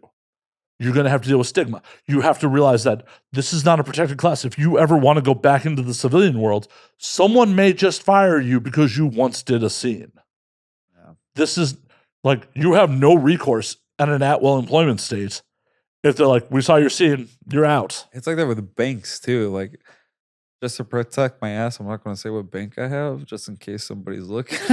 But there's a specific bank, and I'm sure you know who it is, that like kicks off performers all. Oh, there's a few of them. Yeah, I mean, there's one primarily. I mean, Chase, Wells Fargo, like one of those that you mentioned. A few of them have pulled people's accounts with no explanation. Right, but like I don't have one of those, but if I did, I have not gotten kicked off ever, and it blows my mind that so many people I know have gotten kicked off. Right, like, good luck getting a fucking mortgage. Fuck. There's so much negative that goes with this, like, and that's not even talking about like the fact that you're going to be exposed to HPV, you're going to be exposed to herpes. Like, accept that you're going to get them. I mean, you're exposed to herpes. Well, I agree, but like people don't realize that in the really real world. So I just, most people don't even like what was it? Like 80% of people above the age of 18 with over 4 sexual partners have had have herpes. It's like 3 out of 4 people have herpes. Yeah. It's fucking wild. It's absolutely wild. But I just am like, you're going to get herpes. You're going to get HPV. It's just going to happen. You have to accept that. Do you still want to do the job? Yeah. And after telling them all that, if they're still like, yeah, then I'll help them. But I give them every negative aspect with none of the good when they're out talking about trying to get in. I mean, because that's what people need, honestly, because they come in and then all of a sudden they're like, oh my God, I wasn't expecting all this. And it's just like, yeah, honestly, like someone should have been like you and have told them, because there's shit that you would have never known, but like, Yeah, I mean, honestly, I would have been like, yeah, well, I mean, you should have figured, but there's so much shit that you would just never know unless you've gone through it. Yeah. And these days, especially, like, if you're not prepared to be your own production house, also don't do it. Yeah. Like, when I got in, it was still very much a viable career to just shoot studio porn. Like, some of the girls I worked for when I first got in were making deep into 6 figures a year just shooting for studios. Those days are gone. Like, there are some people making money from studios, but it's highly competitive. And if you really want to survive, you're going to have to start your own fucking content, make your own content. We were coming out of a quantity over quality age, and then quantity over quality meaning like more scenes being produced than the care of the quality of the scene. And so we're coming out of that era due to like, I'm assuming inflation and just like shitty market standards or whatever, and people just utilizing free porn more often. And people, studios using those same standards of what they treated quality over quantity, but cutting the quantity. And so now we just have shit porn in low quantity. And so now like not only is it competitive, but you're trying to compete in a shit market with a fuckload of way more performers than there have ever been. Well, yeah, and then the pandemic brought out so many people that like got into survival sex work. Yeah. They got into survival OnlyFans, and they're like, if they found some success in it, all of a sudden studios come calling. Yeah. So, and now they're just cutting down like crazy because like every studio I know is cutting down like crazy. Oh yeah, because there's no stimulus money to spend on it. Yeah. Like, how many people spent their stimulus money on OF? Spent it on fucking buying memberships to sites and shit like that. Well, there's no more free money in the world. It's not even the stimulus. It's just like the fucking the economy sucks. Like inflation's going wild, and then wages are staying the same, debatably decreasing. Yeah. And so it's just like nobody's got fucking money right now. Yeah, what's gonna give? Like we went through like, so you know how like we went through a recession, but we didn't go through a recession. Like, because they changed the definition of recession. Literally, that's not a conspiracy. That is exactly what happened. And so now, like during that recession, like shit was tough. It's tougher now than it was then. Yeah. And so now it's just like we felt it in the industry, but now it's like now it's worse. And so it's like, and then people are like what you're saying, like, oh yeah, I want to get into porn because I feel like it's gonna be good money. And it's like, dude, you are like literally looking at the absolute worst time to get into this industry. Like, don't fucking do it. You're like looking to buy a house in 08 right before the bubble burst. Yeah, right. And this has been discussed on here multiple times. The average OF creator makes $160 a month from their OF. Yeah, I guess, but yeah. So, but it's like depends on who it is because I always tell people that, it's a bell curve, obviously. Yeah. But I always like everyone, all these girls I know, they're like, "Oh my god, like, I want to start an OnlyFans." I'm just like, why? Like, do you understand marketing? Like just because you create an OF doesn't mean like people just come. Like it's not fucking angels or not angels in the outfield. What's a baseball movie with Kevin Costner where it's like, oh, you build it, they'll come. Fucking, yeah, no, it's not that. No, that's not League of Their Own. Oh, fucking, that's Gina Davis. Fuck. Something in the field. Angels in the outfield? No. That's with a kid and like the Angels. Yeah. I know exactly. Yeah. Fuck. Anyways, but the phrase is like you will build it, they will come. Yeah, and so it's not like that's not how it works. Like you have to market it. Field of dreams. Field of dreams. Thank you. Fuck. So it's not like that. Like where you just make one and then all of a sudden you're like making $10,000 a month. You have to market it, and if you're marketing it, you need a social media. If you have a social media, you need thousands and thousands and thousands of followers. Do you have thousands of followers? No, you have 700. Like, what do you think is going to fucking happen? Oh, so yeah, I have pointed this out before. There's a lot of parallels between podcasting and OF. Okay, like what? Okay, so the market's saturated. Oh, like starting in a podcast. Yeah, it's like starting. I thought you meant just like having one. I'm like, what? No. Starting a podcast and starting an OF.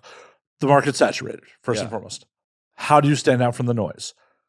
OF's not exactly the best search. Doesn't have the best search algorithm. It's not like you're going from an OF. It doesn't. It's fucking. It's non-existent. Right. They're not recommending other OFs to you when you go to OF. Yeah. Same with podcasting. Spotify and Apple don't really recommend shit. They may recommend shows, but if your most recent show doesn't appeal to someone, they're never coming back. So how do you stand out from the noise in a saturated market? if you're not already famous. Like there's just a lot of parallels there. And it's a hurdle. It's a massive hurdle. And it's in some respects worse for OF because you're getting fucked or you're doing something sexual that may negatively impact you later in life. At the end of the day, I mean, I'm a bad example because my whole life is the rest of this shit. But if I was just doing a podcast and I walked away from the podcast today, no future employer is ever going to find it. Right. Porn, on the other hand, halfway decent chance they might find it. Yeah. I mean, there's a chance, but it's like studio porn is more likely, I feel like. Oh, definitely. And on the plus side, like there's so much content being created that like it's kind of a needle in the haystack at this point. When I got in 2011, it's just like because it was mostly studio work, like the stigma was there with you. Yeah. You performed, someone is going to see it. Yeah. It was much more relevant. Oh, how times have changed. And we'll continue to. Like, I know we were trying to wrap this, but this is one more point that I wanted to get at. Like, because of the Texas age verification law and the hub's not there anymore, the hub's not in Utah anymore, DVDs may actually make a comeback. I didn't even think about that. Wouldn't that be something? Well, I saw a meme. Or people like pay-per-view, like on like internet pay sites. Oh, I think content sites will be what becomes famous. Potentially, if they're willing to meet the age verification laws. They do. I saw a meme today that I reposted. It was just like some DVD store, like some adult store in Texas, like Pornhub. The side said Pornhub is gone. 3 DVDs for $19.99. Like it may fucking come back. Don't know anybody with a fucking DVD player, but in Utah, that's a different story. Right, but it might be an interesting time. Like we may see features come back, more and more fucking features. Because if you're selling a full fucking DVD, you're selling a feature, not just fucking a bunch of scenes. Wouldn't that be something if we just go back in time? Fucking make another Pirates or some shit. Yeah. Pirates again. Well, on the plus side is for the artistic end of this, it may be a new renaissance in actual fucking making art and porn. Oh yeah, because there's so much more people with like a heavier skill craft of cinematography in the industry now than there has ever been. And I feel like if those people were given the opportunity to do what they've been wanting to do all along, it would be. I feel like not as much people. I feel like there still wouldn't be a market for it because nobody wants to watch that shit. There's like yeah, but if you're 5 people that want to watch that, but if you have to buy, say, you know, if that's all that's available, Gonzo exists, and so Evil Angel will be like back and be like, "We're making money, baby." Well, but those features sold in the past. Like if you were having to buy a whole fucking that's DVD, the Gonzo age, though. No, dude, Gonzo existed. Definitely existed. There were definitely compilation discs in the 2000s. And people were still making plenty of fucking features. Okay. Yeah, I guess I just wasn't buying porn at all. Or ever. It existed. So it'll be interesting. It'll be interesting if like there'll be some companies that start like greenlighting fucking full-on features again, not just for award bait. Yeah. It blew my mind that like all these features are the ones that win all these awards when it's just like how many people are fucking watching this?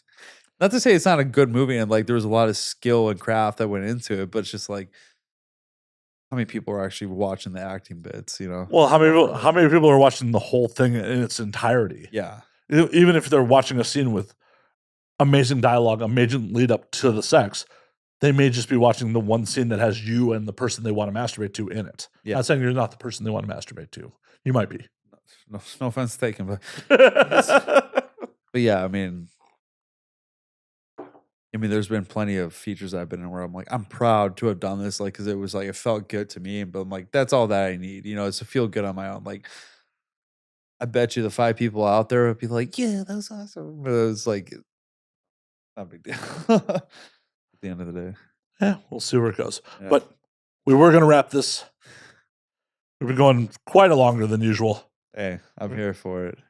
Yeah, Dante, you're welcome back whenever you want. Please, no. I mean, I'm not just gonna walk in, so I have to be invited, like a vampire. So it's like, but I'd love to be back on again. So please let me know. I'd love to do this again. Hell yeah! So we're gonna call last call before we get you out of here. Where can they find you on the things? HippieGQ_. And I say this every time. If anybody's fucking DMing you, I promise you it's not me. So if you get scammed, that's your fault. Fair enough. What's the YouTube you've been working on? Oh, the YouTube stuff we've been working on is the Step Bros. Yeah, it's the Step Bros, but the zero or the O is a zero. So check it out. We have fun with it. If you want to go check it out, worth a watch. We'll hopefully be making better shit as the days go on. Always can improve. Yeah, definitely. Well, Dante, it was a pleasure. Until next week, drink up, motherfuckers. I'll see you guys. Thank you, man.